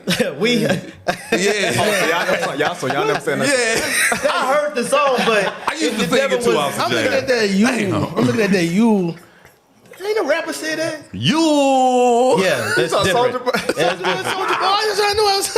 Play the video. I'm sorry. And honored the gods. Yule or Yule originated in Nordic, Germanic, and Celtic cultures. Yule focuses on the rebirth of the sun, and it symbolizes hope for warmer and brighter days. Burning the Yule log symbolizes the sun's return. The Yule log not only kept families warm, but it also protected their homes from wandering spirits. And exchanging gifts was a way to honor the gods and to get their favor for the coming year. Evergreens symbolize life and protection against dark spirits, with wreaths adorning homes, while mistletoe represents peace and protection. And a lot of cultures have their own variation of Yule. In Norse culture, it was believed that spirits of the dead were finally released from their bodies, captured by Odin and the Wild Hunt, and delivered into the afterlife, or the other world. Which means it was dangerous to go outside during Yule because otherwise you would get carried away to the other world by Odin and the Wild Hunt. Pause right there. Go back to Jeremiah. Bro, I didn't think I was gonna get here, but go back to the other part of Jeremiah where it talks about don't be afraid of these Verse trees. 5. Yep, verse 5. Jeremiah chapter 10 and verse 5. Come on! They are upright as the palm tree, but speak not. They must needs be born because they cannot go. What did they do with the Yule log? They brought it into the house to keep them warm because it was winter. This is common sense. Right. You get cold, they didn't have the heating systems that we have today, so they use fire to keep themselves warm. Why would you not want to go outside in the blunt force of winter? It's because you'll freeze to, I don't even know how to say it now. You'll freeze and go to the other world, like she said. That's where you'll get lost in the storms and nobody will be able to find you. So what stories you think they gonna tell? Right.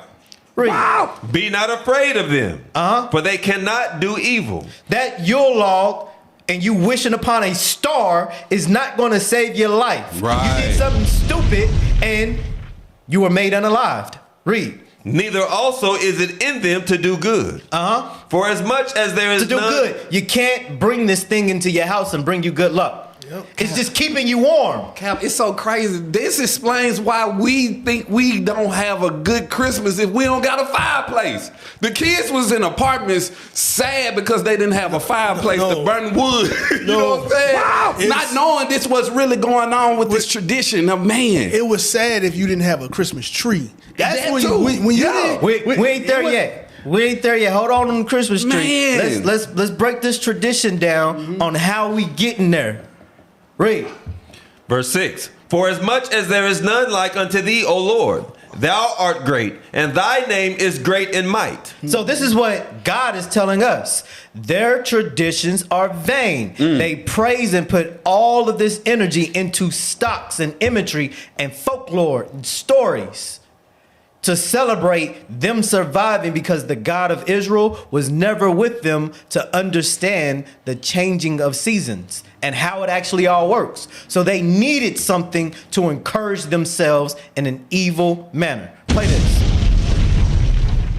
People stayed inside and feasted. Children would leave offerings for Odin's journey, and it was believed that Odin would leave gifts during his midwinter journey. Sound familiar? Mhm. Also, Yule was not complete without a feast. Vikings sacrificed animals, like a boar for the god Freyr, to ensure a good harvest. Meat and ale flowed freely, and toasts were made to the gods, the ancestors, and to the community's future. So whether you're lighting a candle, decorating with evergreens like holly or ivy, and celebrating with friends and family, you are keeping the magic of Yule alive. Blessed Yule, and here's to brighter and warmer days ahead. Wow! Cap, we celebrated Next every video. part of that. Like, I'm just replaying everything in my head when I used to be in the world, bro. Like, you had to touch your head for it to keep it from exploding. Yes, because I'm thinking about, we didn't leave out not one part of the tradition, all the way from the wreath to the stockings on the fireplace. Like Officer said, to the tree, to the meat sacrificing of the dinner being made. Like, it's like, where did we? It was in line perfectly to celebrate this demon. This is crazy. So let's ask another question to the Christians from the Caucasian race themselves. You know, the red people are coming out in numbers to speak against Christians stealing their shine from Satan. Just call it what it is. Y'all celebrate Satan, and the real atheists, non-believers of God, are calling y'all out. It ain't just gonna be the Israelites anymore. Play that. Sometimes people ask me, well, if you're atheist, why do you celebrate Christmas? And I think I have more of a right to be celebrating Christmas on Christmas Day than Christians do. Let me explain. Christmas was hijacked by Christians because the original celebration was Yule, which was a Nordic and Germanic tradition where it was winter solstice. They used to decorate trees. They used to sacrifice a boar. I have no interest in doing that.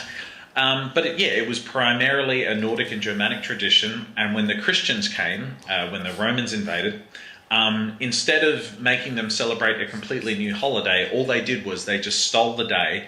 And instead of praying to their respective deities, they just changed it to Jesus.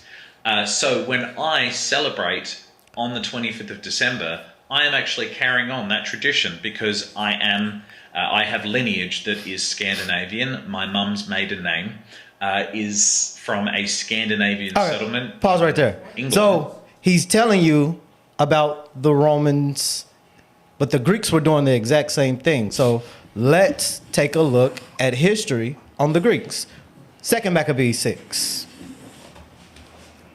and verse 6. Because they came with brute force. This isn't going to work in the society that we live in now. Everybody does it willingly because it's already been bred in us to just go with the flow of things. Read 2 Maccabees chapter 6 and verse 6. Let's go. Neither was it lawful for a man to keep Sabbath days or ancient feasts, or to profess himself at all to be a Jew.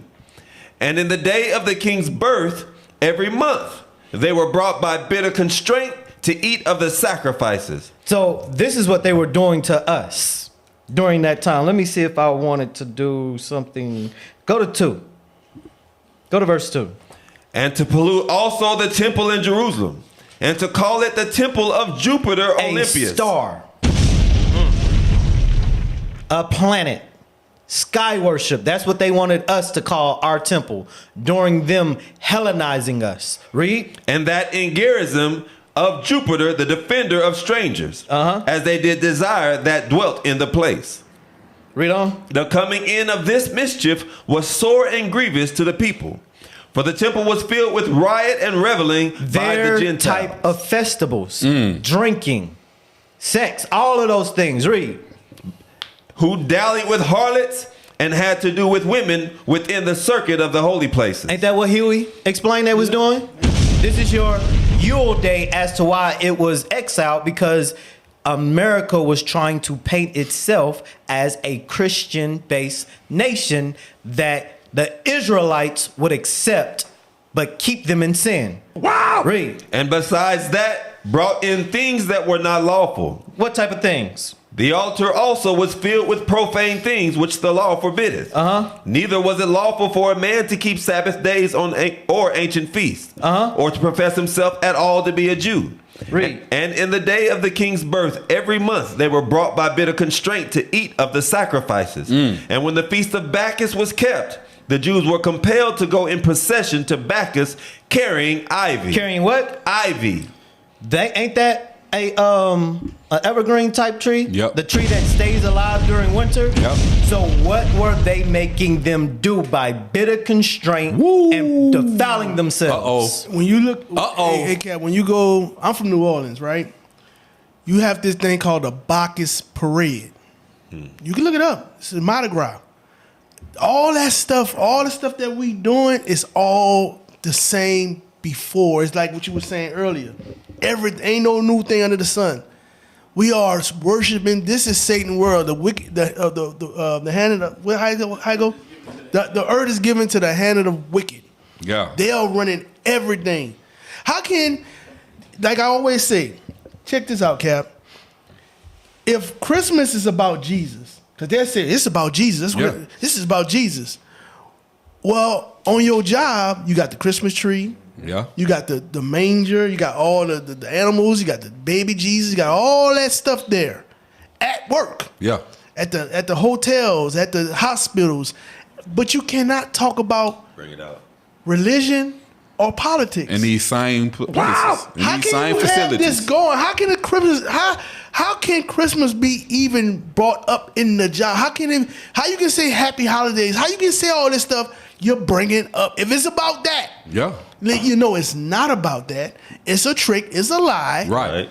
You understand? It don't have nothing to do with Christ, and they know it. And like you said, officer, it's heavy in our school system because they taking Bible out of school. They taking all this and trying to eliminate it and separate it from the schools. But yet, like you said, you still have the days where we having Christmas party and dedicating it to Jesus. Yep. All right, so they mentioned the swine, right? Yes, sir. That's how they used to sacrifice it. Yes, sir. My man who has heritage from the Scandinavians, he said he's not sacrificing boars. Let's see what the Greeks was doing, because he said they were bringing in profane things to the altar. Go to First Maccabees. This is the same account. And First Maccabees 1, start at 43. First Maccabees chapter 1. Uh-oh. 1 second. Come on. First Maccabees chapter. You was still in second? Go ahead. First Maccabees chapter 1 and verse 43. Yea, many also of the Israelites consented to his religion. To serve his gods. Some of us willingly did it. Or out of fear. Read. And sacrificed unto idols. That's what we do today. Read. And profaned the Sabbath. We want to keep Sunday instead of Saturday, even if we get the information. Yeah. Read. For the king had sent letters by messengers unto Jerusalem. He played nice. Read. And the cities of Judah, that they should follow the strange laws of the land. This is the war that they created. Who's going to bend and who's going to resist? Read. And forbid burnt offerings. So y'all can't do what y'all supposed to. Y'all can't sacrifice how y'all sacrifice. Right. Do it like we do it. Read. And sacrifice and drink offerings in the temple. And that they should profane the Sabbaths and festival days. So our high holy days that we were giving in its proper seasons, they said don't do those anymore. Replace Hanukkah with Christmas. Read. And pollute the sanctuary and holy place. How did they do holy that? people. Set up altars and groves. Set up things how we do it. Set up idols and give incense and drink offerings and meat offerings to how we sacrifice. Read. Set up altars and groves and chapels of idols, and sacrifice swine's flesh and unclean beasts. They said keep Yule. Wow, man. Play this next video. Christmas fact advent calendar. Holland historically has a very controversial Christmas tradition, where they paint their faces to celebrate Black Pete, whom they say is Santa Claus' servant. Black Pete. Play the next one.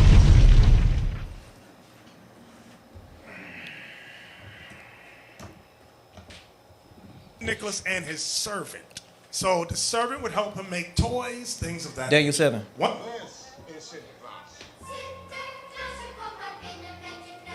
Dang. Look out. Santa Claus and Black Pete are as Dutch as tulips and Gouda cheese. Wow! Every year in late fall, Turn it up a little bit in here. Santa Claus and his Black Petes leave Spain and arrive in the Netherlands by steamboat. Kids get all worked up and eventually sleep deprived until the evening of December 5th when they receive tons of gifts. My Dutch spouse tells me when he was a kid, Black Pete held a broom made of willow branches, used to spank naughty children, and a burlap bag in which the worst behaved kids would be taken back to Spain. But that all changed in the 70s, he says. Nowadays, Black Pete is all harmless fun. If you want to, you can see it as the slave, the bad guy that takes the children back to Spain. But do people not like Zwarte Piet? Oh no, they love them. People love Zwarte Piet. Yeah, because they give candy to the kids, White they people give the love presents, and they do funny So stuff. they don't see Zwarte Piet as bad. No. Other people do see it as bad, as discrimination, kind of that he's, I don't know, the slave of Sinterklaas. Or... But the problem is, you focus too much on the bad stuff. That's why it sounds so bad. But as a kid, it's more like a party.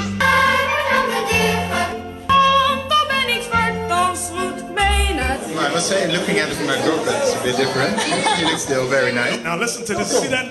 Listen to what he said. Okay, Demon. yeah. My pa's son, Saint Nicholas. Wow. That's my dad. And I became a Black Pete with my pa. You should have saved a picture of yourself as Black Pete. No, I haven't. No. No, I didn't. Why would I do that? So in America, when they see Zwarte Piet, they're shocked. They don't know what our tradition is. In the history, there are a good man, Santa Claus, and there is an enemy, a devil. And the devil is black.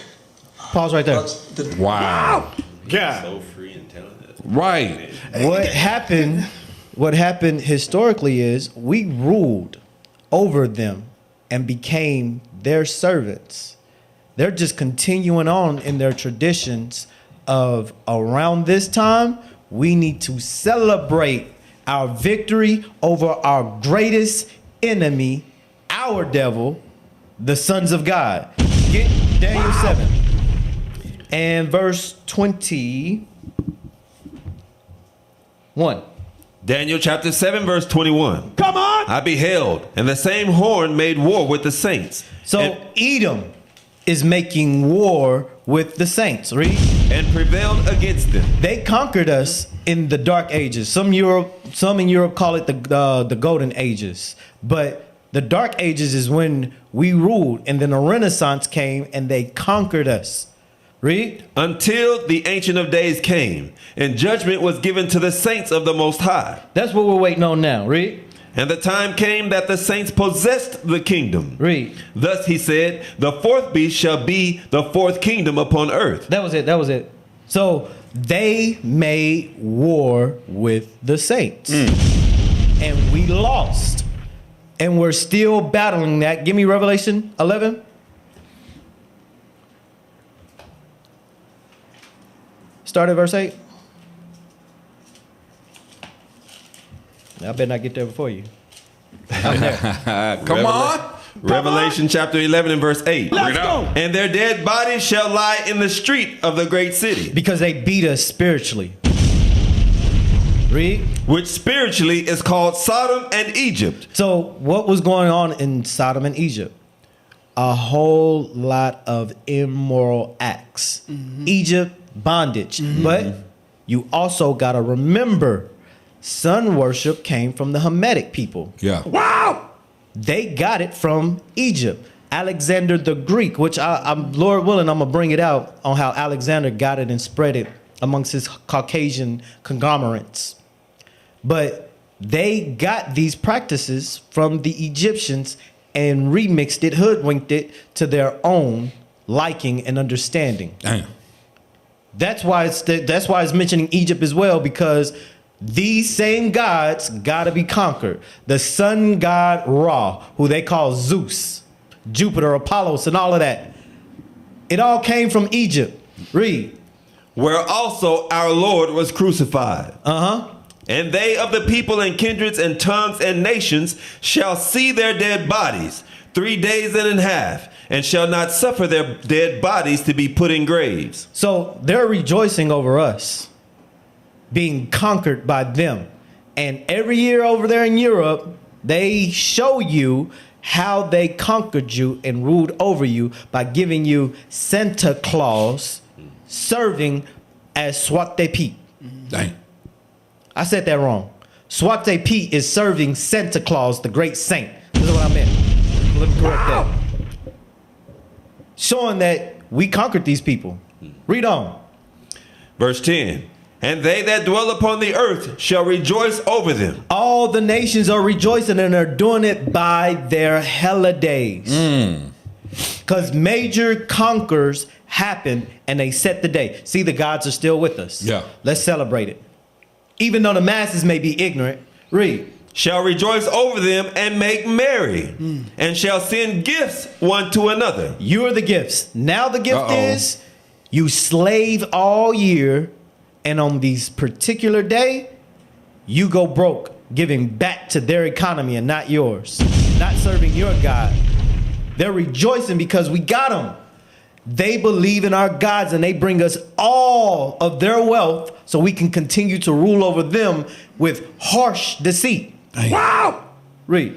Because these two prophets tormented them that dwelt on the earth. Because Judah and Ephraim told them that y'all are vain. Y'all right. customs are vain. Y'all are celebrating old customs and sky worshiping and not the true God of heaven. That's right. Read. Verse 11. And after 3 days and a half, the spirit of life from God entered into them. This is what Daniel saw. That we were going to teach, just like we're teaching now, to our people to wake them up from spiritual fornication. Read. And they stood upon their feet. And we're going to stand. Read. And great fear fell upon them which saw them. And that's what you're seeing now. That fear is all of them trying to attack us and telling us that we can't read correctly. That's right. What you got, y'all? Up? Get Psalm 64, because this is go with the videos, and they telling you straight to your face. Right. And prior and up to this video that you showed, read that. Psalm chapter 64 and verse 8. Start at 4. Verse 4. That they may shoot in secret at the perfect. They shoot as secret they got all these little things to get us to worship them, worship Satan. Read on. Suddenly do they shoot at him and fear not. And they don't fear. They don't think they're gonna get overtaken. Read. They encourage themselves in an evil manner. They encourage themselves in an evil manner. They do all kind of manner of sin. Read on. They commune of laying snares privily. They say, who shall see them? They say, who shall see him? Ain't nobody gonna see that. Nobody gonna know Christmas is really Satan worship. Wow, they ain't gonna know that. Read. They search out iniquities. They accomplish a diligent search. Both the inward thought of every one of them and the heart is deep. Read. But God shall shoot at them with an arrow. No. Suddenly shall they be wounded. How you gonna shoot at them? What arrow he's talking about? This Bible. That's right. It's gonna expose all that we doing today. It's exposing all of them. Exposing all of them. Read on. So they shall make their own tongue to fall upon themselves. They're telling on themselves. We don't got nothing to do with it. All you got to do is just, they're saying it. They're so pompous. They're so all up into their own glory. Tearing them down without hand. Yes. They into their own glory. That they so prideful. Read that part again. So they shall make their own tongue to fall upon themselves. Read. All that see them shall flee away. That's what we're showing them right now. All that really see who they really are. That ain't the white man. That's the devil. That's Esau. We're going to see him for his true self, and everyone, they're going to get away from him. They're going to come out of the Christmas. They're going to come out of the birthdays. They're going to come out of Thanksgiving, the pagan days. They're going to come away. They ain't going to deal with them. All praises. Play this. He shared my same animosity towards finding this out. Hey, I'm hearing me echo more than usual. Play the video. When I bring up Zwarte Pieter, you're gonna bring that shit up for me right now. This is what they do. This is what they do in Amsterdam. Now they do it. Sinterklaas is an old school, like Santa Claus with he has like a Pope hat. Yeah. Sinterklaas. Zwarte Pieter means black. Peter. So he has these helpers that go through the chimney and then they get soot on their face and they're supposed to have like dirty faces. Of course, some of these racist white folks can't wait to just put black face. They put pink lips and afros and walk in front of black children and parade this shit. You know what they call black people in Amsterdam when they want to insult them? What? Fuck you, Zwarte Pieter. I mean, but I also praise the white Dutch's people that are protesting it and trying to, and the police are whooping their ass, like beating them up, peaceful protesting. Hey, could you not wear blackface and getting beat up for that? Really? We want to keep wearing blackface. No, see, this I agree with the first part of what he was saying, but that part, no, don't tear down the statues, don't get mad. No, let them be them. Why? I don't want to go into a restaurant or somebody, spitting in my food. No, you the evil guy. I'm stay away from you. You know what I'm saying? You want to be friends with them. I do not want to be friends with somebody who hate me. Bring it out. I don't want to be friends with you. You hate me. Get Ecclesiastes 10. He want them to spit in his food. He want them to spit in his food. Start at verse 5 and read to 7. That's what he wants. Ecclesiastes chapter 10 and verse 5. There is an evil which I have seen under the sun. And as an error which proceeded from the ruler. Right. Folly is set in great dignity. Caucasians are set in great dignity. You seen him on the horse? That Caucasian was on a horse, on a nag. Read. And the rich sit in a low place. And the rich sit in a low place. Read. I have seen servants upon horses. I saw Caucasians on a horse. Read. And princes walking as servants upon the earth. The black people, the Zwarte Piet that they're mocking, are treated as servants. Read on. He that diggeth a pit shall fall into it. This is what you were saying. You created this. You gonna fall into it. You showing us who you really are. You're walking into a pit. Read. And whoso breaketh an hedge, a serpent shall bite him. That was it. Give me the next video. I have seen servants on horses. So I did all of that to show you the mutation. And about time it gets to America, all of these traditions of the Caucasian race have mutated into this nice, lovely holiday that we so enjoyed growing up, and some of us still to this day. But let's see how America was able to get their evil tumult together to make it more pleasurable. Go ahead. This is just one aspect of it. 125 years ago, Coca-Cola was doing the math on its sales. I believe by that point it had already abandoned the cocaine content. It was just cola at that point. But once you name something cocaine cola, how do you ever walk back from that? You know what I mean? It's too good of a name. So they noticed something. People bought Coca-Cola in the summer. A little bit in the fall, a little bit in spring, not in the winter. People didn't think of it as a winter drink. So the Coca-Cola advertisers were like, well, wouldn't it be great if we could somehow trick people or convince people or talk people or coax or whatever, brainwash people into drinking Coca-Cola in the winter too. So here's what Coca-Cola advertisers came up with. They thought. So pause. I want to bring y'all's memory back to what Trump said.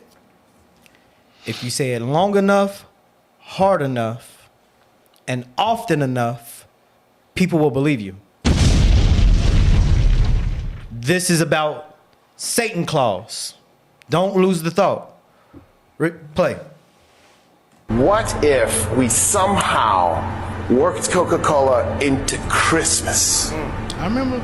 Now, I know what you're thinking. Christmas is such a big deal. Not back then. Back then, Easter was the big deal. Christmas was important. people would go do Mass to commemorate Christ's birth, but everybody's bored. The real interesting thing is to be killed, executed, and then come back 2 days later. That's fascinating, which is why people had focused on Easter. So what the Coca-Cola advertisers did was, they found a saint who was about to be decanonized, Santa Claus. The Catholic Church was like, he hasn't performed a miracle in a while, let's unemploy him. They grabbed him, they merged him with the story of Saint Nick, and then somebody got inspired. And the inspiration was to merge him with Kris Kringle. Kris Kringle was a Danish thief. Wow. Whose job in the day was a chimney sweep. Wow. He could pop his shoulders out and he could fit down a chimney. He would rob your house and then work his way back up, but you'd have a clean chimney. And they merged this together, but they then took St. Nicholas out. He was usually portrayed as a young man, and skinny young man in green and brown clothing. They stuck him in Coca-Cola colors, the ominous red music and is white. great. Yeah. They even decided to give him some pink in his skin to keep the Coca-Cola colors going. So they made him an old man so he could have white hair. And then they stuck him on the bottom. That's why periodically you'll see Santa Claus on a Coca-Cola bottle or a Coca-Cola can around Christmas time. Right. Because they made him up. And they transformed Christmas.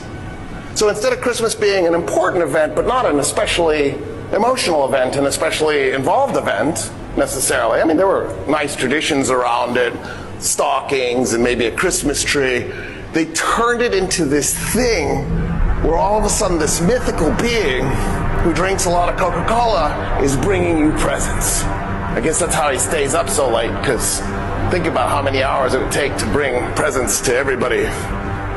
And in the process now, the average Christian in the United States at least thinks Christmas is the important Christian holiday. And it's forced other religions to think about what holiday they could promote during that time period, like Hanukkah. Hanukkah was never especially important. I mean, it's important, but not like, you wouldn't evolve like a whole bunch of time and energy and effort on it. But then, right, if you're Jewish and you're like looking at your kids going, we wish we had a Christmas tree, you need something to compete with this. And the next thing you know, there's a Kwanzaa, because a Coca-Cola advertiser's trying to get you to drink more Coca-Cola. They've changed our religion, they've changed our culture, they've changed us economically. So you can imagine what happens when you have a government deliberately thinking about these things. A government. He didn't say a company, he said a government thinking about these types of things. Because like I said, America was trying to paint itself as a Christian, wholesome nation. These are the grassroots of commercializing Christmas to bring in Yule. You can drop that one and get the next one. It's the same thing. Go back to Wisdom of Solomon 14, custom grown strong. 14 verse 16. Yep. Wisdom of Solomon chapter 14 and verse 16. Bring it out. Thus in process of time, an ungodly custom grown strong was kept as a law. Now it's like, you don't keep Christmas. This is the most wonderful time of the year. Right. What Christian doesn't do this? The backstory that's probably not going to be spoken is, we want to bring back celebrating our gods. How do we do this? Right. The upper echelon of society wants to usher Satan back into the world. But we can't tell people that that's what we're doing. So we need magic, witchcraft, lies, deception to make this happen. And black people wasn't drinking dark sodas back then. Nope. We didn't care nothing about that. So how do we get our black bucks? Press play. Add some 808s. It's the thirstiest time of the year. Yeah. Yeah. Put all the imagery off in there and put King James on there. Wow. Because we like the clear sodas. Right. Paul. Let's go. And add that cranberry off in there. Wow. Put the season's cheer off in it. Right. That grape. The colors. You see that? You said you like grape?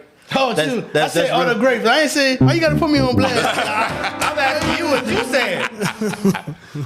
I heard grapes. I'm like, don't be black. Don't be black. Hey, but Cap, this goes back to what you was bringing out. Get Daniel 7 again. This goes back with the fierce indignation they had against us on how everything was going to where they had to change all this. Get Daniel 7 and verse 25. Daniel chapter 7 and verse 25. And he shall speak great words against the Most High. That's what's going on right now. They speaking great words against the Most High, read. And shall wear out the saints of the Most High. And yes, of course, they did that through slavery, but now they wearing us out through these traditions of men. Now they wearing us out through all these holidays that they're forcing amongst our people, read.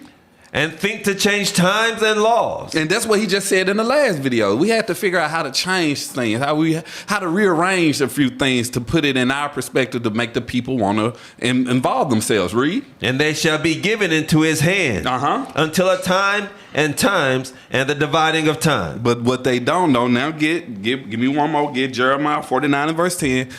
What they don't know, Esau has been... Bro, he been cooking. Yeah, it's over. He in the lab. Yeah, he's in the lab. But guess what? We uncovering you, buddy. We see you. Read 49 and verse 10. Jeremiah chapter 49 and verse 10. Bring it out. But I have made Esau bare. I have uncovered his secret places. He said he made you bare, buddy. We see you. We see you, and now you got the prophets of God casting down all those imaginations and them false doctrines that you trying to spew up on our people. It's a wrap. It's over with. You can hang it up. That's all I wanted on that. Let me show you what I was talking about for versus the light and the darkness, and we follow that. Give me that in Matthew 6. Christ talked about this. Matthew 6, and I think it's 23. Let me get it. Matthew 6. I think it's 20. Is it Matthew 6? 23? I think so, yes. Yeah, sir. read that. Don't start at verse 22. Okay, you got the next video up.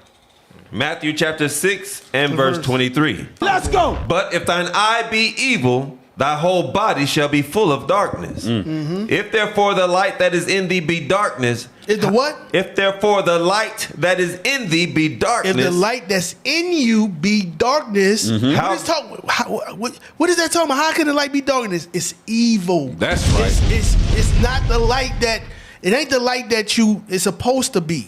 It's a darkness. It's that dim light. It's a tricky light. Read. How great is that darkness? How great is that darkness? This is what it's talking about, Isaiah. Isaiah 5 and 20. Bring it out. This is what it is. Isaiah chapter 5 and verse 20. Let's go. Woe unto them that call evil good and good evil. Woe unto them that call evil good. What's wrong with Christmas? Right. Ain't nothing wrong with Christmas. It's just for the kids. Right. Ain't nothing happening. I'm just celebrating Christ. What's wrong with that? That's evil. You calling it good. You understand? Read. Woe unto them that call evil good and good evil. That put darkness for light. They put what? That put darkness for light. You putting darkness for light. Bring it out. That's Satan. That's the light of Satan. His light is really darkness. Bring it out. Read. And light for darkness. That put bitter for sweet and sweet for bitter. That's it. All right. That's your holidays. So now we get into the Christmas tree. Uh-oh. Oh. Go ahead. Putting a tree inside your house for Christmas is one of the most pagan things you can do. I'm the Gentleman Occultist, and let's talk about where this comes from. Long before Christmas ever existed, ancient pagan cultures across Europe celebrated Yule, the winter solstice, the longest night of the year. And during that darkness, they brought evergreen branches, wreaths, and whole trees into their homes as a symbol of life that survives the winter. And the evergreen tree became a promise. Light will return, spring will come again, life endures. endures. And this tradition didn't just come from one place, several cultures shared this idea. Some of the biggest influence came from Germanic and Norse paganism. During Yule, people would decorate their evergreen trees with apples, candles, runes, charms, and it represented the sun, blessings, and the spirit of their ancestors. Evergreens were believed to protect the home from evil spirits during the dark months. The Celts viewed the evergreens as sacred because they stayed green when everything else died. They would bring branches indoors as protection and good luck, believing that they housed woodland spirits. Romans decorated their homes with evergreen boughs during the festival of Saturnalia, celebrating renewal and the return of the sun. So how did this tradition become Christmas? Well, centuries later, Christian missionaries realized that they couldn't get pagans to give up their winter traditions, so they absorbed them. By the Middle Ages, the Yule tree blended with Christian symbolism. Apples became ornaments, candles became lights, blessings became prayers, evergreen protection became a Christmas miracle. But the meaning, renewal, hope, and the return of the sun stayed the same. So whether you want to call it Yule or Christmas, the symbolism mostly stays the same. It is about life in the dead of winter and hope. So they keep telling you that they had to find a way to make it customary for all the people because Caucasian folks was not giving up their idolatry. Right. And neither were the other nations. Go ahead. This is in some of y'all church. That's right. This is in some of y'all homes. That's right. That's right. Now, It's open in church. your pastor is telling you Jesus' birthday is coming on the 25th. Amen. Your pastor is a liar. Wow. The Bible ain't never said Jesus was born December 25th. Children, there is no Santa Claus. Your mama or your daddy bought them presents. Right. Stop lying. This is heathenism. Heathenism. This is paganism. That's right. This ain't got nothing to do with God. That's right. That's right. You don't know the Bible. The devil's in church business. Oh yeah. I just wanted that. I wanted him to say that. Right. He said the devil is in church business. And the Christian will tell you. Well, not the Christians, the ones that don't want to be Christians anymore. Right. They say, well, Satan know the Bible too. Yeah, and he's been the one coaching you to keep you away from the real people that are teaching the Bible. Wow! All of that to say that this is all business for them to give gifts to their gods and keep you in sin.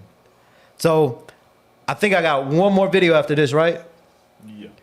So I wanted to watch this one in its entirety because it's going to get me to where I want to go, Lord willing, next week. But this is the man that we're serving. All right, go ahead, play this. There lived a man named Nimrod. Nimrod was the great-grandson of Noah. He was the most popular man on the earth at the time. Matter of fact, he was the king of the then known world. He was responsible for building the cities of Babel. He was the ruler of the then known world right after the flood. He was full of idolatry and covetousness, drunkenness, and rebelliousness towards God. And he had a phenomenal ability to deceive. Nimrod married a woman named Semiramis. Now Semiramis and Nimrod became basically king and queen of the then known world. Well, at some point, Nimrod dies. And he became deified. He was the very first person that was ever deified on planet Earth. And they made him the sun god, which ended up being Baal. The word Baal in the scriptures That's not what I heard. to Shut up, Nimrod. Baal. So it's an interesting reality of history. When you see Baal and Ashtaroth, you're ended up coming all the way back to this story of Nimrod and Semiramis. And so Baal is now ruling the universe as the sun god, and somehow luck has it through the Babylonian legend that Semiramis gets pregnant by the rays of the sun of her deceased husband Nimrod. And she gives birth to a young baby boy named Tammuz. Now, further down in the story, as Tammuz grows and becomes a man, So pause. Tammuz actually... And I want to mention something that we said on Tuesday. On the Polypathetics list, he had Dionysius. Dionysius is Tammuz.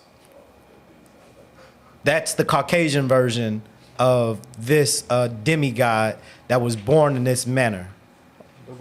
One of. Right. But Dionysius, he was the god, he's Bacchus. That's who Bacchus is, carrying ivy too. That we read in Maccabees. Go ahead, play. He marries his mother, and they have a very sexual relationship. And that baby Tammuz and his mother Semiramis is where you get the story of Cupid. Cupid, during Valentine's Day, is how the story of Valentine's Day developed, was from Tammuz, who married a very unbiblical relationship with his mother. First of all, in Egypt, they were known as Isis and Osiris. In Phoenicia, they were recognized as Asheroth and Baal, the very same Asheroth and Baal that you see in the scriptures. In Greece, they were Aphrodite and Adonis, or Eros, where we get the word erotic from. And in Rome, they were called Venus and Cupid. That's right, that's where we get Valentine's Day from, and Cupid. Even in the Far East, listen to this. This is amazing. Cupid was known as Zoroaster. Zoroaster is made up of two words. Zoro, which means seed of, and Asheroth, which is Easter. And so what Cupid actually means in the Far East is the seed of Easter, or the seed of his mother. Okay, and that's from the archives of the bookshelf, February 1994, Volume 2, Number 2. There's your scholarly We source. discovered Easter, Easter eggs, Easter ham, Lent, Cupid, and Valentine's Day, where Easter Sunday is, the sunrise services, and the light. We can see here, this is an ancient picture of Nimrod, that all the sun gods from every region might have had different names, but they can all be traced back to the original sun god, Baal, aka Nimrod. Look at this picture of him with a long beard. You can begin to see where I'm going to go next as we begin to discover what the December 25th holiday, how it gets connected to Santa Claus himself. Some of the different names that Baal had was this. In Persia, it was Mithras, Osiris and Horus and Ra in Egypt. He was called Attis of Rome. And to celebrate their birthdays, the Romans had a great feast called the Feast of Saturnalia. Guess how long it was? 12 days. That's right, which is where we get the 12 days of Christmas from. Wow! Is right from the Feast of Saturnalia, which is over the feast of the winter solstice. Tammuz and his mother Semiramis. If you look on your screen, you're going to see Isis and Osiris, or this is Ishtar and Tammuz. Now, some of you may be asking, well, wait a minute, I celebrate Easter. You're talking about Ishtar. Easter is actually the Anglicization of the word Ishtar. In other words, if you say Ishtar in English, it's pronounced Easter. That's how the etymology of that word evolved over time. What I want you to see is what's on her head is a crescent moon, and in the center of that crescent moon is the actual sun itself. And so the symbol of power of Isis or Ishtar was the crescent moon holding the sun itself, her deceased husband, Baal, the sun god. And today we call it Christmas, but back then the Chaldeans called it Yule Day. Pause. Do you know what the word Yule... This is where they got it from. Nimrod. All of this is Nimrod. Your Trinity doctrine is all Nimrod. And sun worship. Not S-O-N, S-U-N, worship. Back to Wisdom of Solomon. You see how I did that? Yes. You looking at me like that. That was great. No, but I'm saying, you see what he said, right? How people argument. Yeah. That's not the same thing we doing. Right. He had to break it down to you. You know what I'm saying? There's more ways to cut a apologetic. You better leave us alone. That's right. I'll talk about a different subject and still cut you with what you think you know. You better leave us alone. That's right. Verse 14 and verse 12. Wisdom of Solomon, chapter 14 and verse 12. Come on. For the devising of idols was the beginning of spiritual fornication. And the invention of them, the corruption of life. Read. For neither were they from the beginning, neither shall they be forever. Because we told you what it was in the beginning. He created two great lights to tell you what day, what time, and what season. It was not to be worshipped as something or creating somebody out of it. Read. For by the vainglory of men, but by the stupidity or disconnect that they have with God, they created these idols so they can be something. Read. They entered into the world, and therefore shall they come shortly to an end. How does it happen? For a father afflicted with untimely mourning, when he hath made an image of his child soon taken away, now honoreth him as a god. That's what Nimrod is. Yep. He's honored as a god even till today, but you don't believe in the Old Testament. Nah. You're still living it. Read. Come on now. Which was then a dead man. He's dead. Stop sacrificing to Nimrod and the lies and the mutations of what Nimrod's life is. Read. And delivered to those that were under him ceremonies and sacrifices. That's what we're doing today. Ceremonies and sacrifices. Festivals and all, whatever you Come want on to call now. it. It's all holiday, vain traditions Right. of men. Read. Thus, in process of time, an ungodly custom grown strong was kept as a law. Even from the time of Nimrod all the way up until today, we're still celebrating Yule, his whorish wife, and their son. Man. We're people worshiping. And we allowed Esau to bring it back and commercialize it and lie to us so often that we believed it and became dead just like them. Jeremiah. Damn. Go back to Jeremiah chapter 10. And we're going to close it out on this last video. Because after we said all of that and give all of this history and then recap and re-recap on what we just explained, there's still going to be a Negro that's going to say what this last video say. Read Jeremiah 10, start at 1. Jeremiah chapter 10 and verse 1. Hear ye the word which the Lord speaketh unto you, O house of Israel. So we speaking it to you again, to the nation of Israel. Let them be them. Let God punish them. But us, we're going to be separate. Read. Thus saith the Lord. Learn not the way of the heathen. Don't do what they do. Stop buying gifts for this day and bowing down to put them gifts under that tree to serve Nimrod, because that's the practice. That's the tradition. You're not going to get luck or blessings for the next day. The season is going to go because all of the celestial bodies, unlike us, obey God and continue in its circuit. We don't have to believe what they believe. Read. And be not dismayed at the signs of heaven. Stop sun and sky worshiping. Read. For the heathen are dismayed at them. That's their beliefs. That's They right. make up stories and fantasies and folklores and rehearse them. Read. For the customs of the people are vain. They have no purpose. That's not the meaning of the sun, the moon, and the stars. The star does not dictate how you live your day and who you can and can't meet with. It's lies. Read. For one cutteth a tree out of the forest. They're doing this custom. Read. The work of the hands of the workmen with the axe.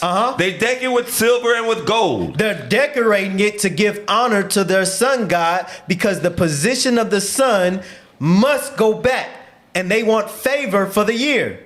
Read. They fasten it with nails and with hammers that it move not. They are upright as the palm tree. Read. But speak not. They must needs be born because they cannot go. There's no spirit in your spiritual holiday. There's nothing in it. It's all dead works. Read. Be not afraid of him. Don't be afraid because it can't come alive and Bring those it out. spirits take you into the other world.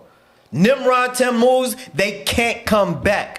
But you're bringing the spirit of them back by the pressures of society off a monetary gain of the rulers over you. Right. Read. Be not afraid of them, for they cannot do evil, neither also is it in them to do good. Read. For as much as there is none like unto thee, O Lord. You have a God. He's the one that's providing good and bad favor for you based off of your works and service to him, not their gods. Read. Thou art great. You are great. Bring it out. You're the rich that are treated like the poor and being taken advantage of because you don't know your God, serving their gods. Read. And thy name is great in might. Who would not fear thee, O King of nations? So, with that being said, play this last video because we said all of that. We gave all the good information. Yep. We've been excited up and down. Who's gonna listen? Play this. Holiday programming is multi-layered and most people don't even realize it. You're not fighting one belief when you detach from Christmas or Thanksgiving. You're fighting an entire psychological ecosystem built into you since childhood. You're fighting childhood nostalgia, family expectations, social validation, fear of judgment, guilt programming, obligation loops, emotional traditions, spiritual confusion, subconscious identity. And this is why even awakened people say, yeah, I know Christmas is fake, but my family expects it. That sentence alone proves the point. It is not logic, it is emotional bondage. Holidays aren't sacred, they're engineered to extract your money, control your mood, drain your energy, reset your bank account, and keep you attached to systems you've already outgrown. If you've ever felt disconnected from the holiday hype, it's because your soul has evolved past their programming. You're not running Christmas, you're freeing yourself from the Matrix version of it. That's what it is. Wow! You know the truth. Now you got to live in truth and serve your gods more than you serve their God. Y'all got anything else? I was gonna hit that tree. Cause y'all gotta, if I can't count one more, get Deuteronomy 7. Like he just said, get the trees, get all this stuff up out your house. Why? Because it's an abomination of God. And I'm not saying it, we're not saying it, but the Bible's saying. Get Deuteronomy 7, verse 25 and 26. Deuteronomy chapter 7 and verse 25. Come on! The graven images of their gods. Because that's all it is. Cap just went down the line of what it is. He shows you multiple videos. Like he said, he went over the ins and out. These are graven images of their gods. Read. Shall ye burn with fire? So we got to burn that thing with fire. You gotta get it up out of your head. Read. Thou shalt not desire the silver or gold that is on them. Keep reading. Nor take it unto thee, lest thou be snared therein. Because it's a trap. It's a trap to keep you in the midst of sin. Read. For it is an abomination to the Lord thy God. Read. Neither shalt thou bring an abomination into thine house. Just like they was putting in these videos showing you all the customs, how they bring these abominations in their houses. Don't you follow suit. Don't bring these abominations in your houses. Read. Lest thou be a cursed thing like it. Because it's a cursed thing. Read. But thou shalt utterly detest it. And thou shalt utterly abhor it. You gotta hate this thing called evil. Read. For it is a cursed thing. Because it's a cursed thing and it's not your custom. It's not your culture and it's definitely not Bible. So, with that, we got commercials. Uh-oh. And I just want to advertise something as well. If you're going out to the West Coast for the couples thing, make sure you step in style with original royalty. Because nothing says you're a couple like couples dressed alike. Make sure y'all go to original royalty. Get it through the week because we keep God's commandments. Shop gonna be closed on the Sabbath. Bring it out. Bring us out with commercials. Hey, yeah. Dance with me now. Hey, bow. And this little light of mine. Hey, we gon' turn up, we gon' let it shine.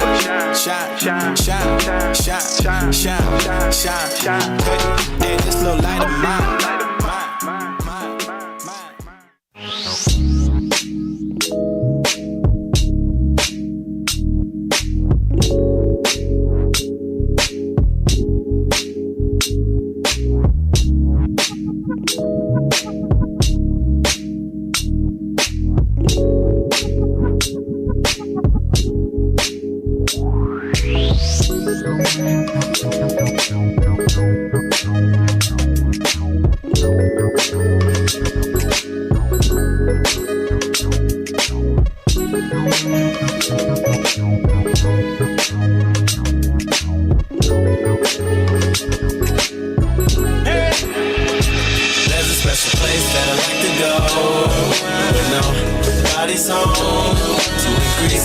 understanding. My daily bread, that amazing. Talking about precepts. Wow. Precept on precept, line upon line. Precept on precept, line upon line. I can't keep explaining, can't study for you. I can't think of nothing, wasn't nothing gonna change me, no. Getting close to you was the only solution. I'm studying every day, I wanna get close to you. You show me how I'm supposed to study all your work. And the whole world in my head. You wanna listen? My head is wrong, happy as hell, and that's my power. They hate on my skin, I'm black as hell, that's my power. You hate my image, 'cause I'm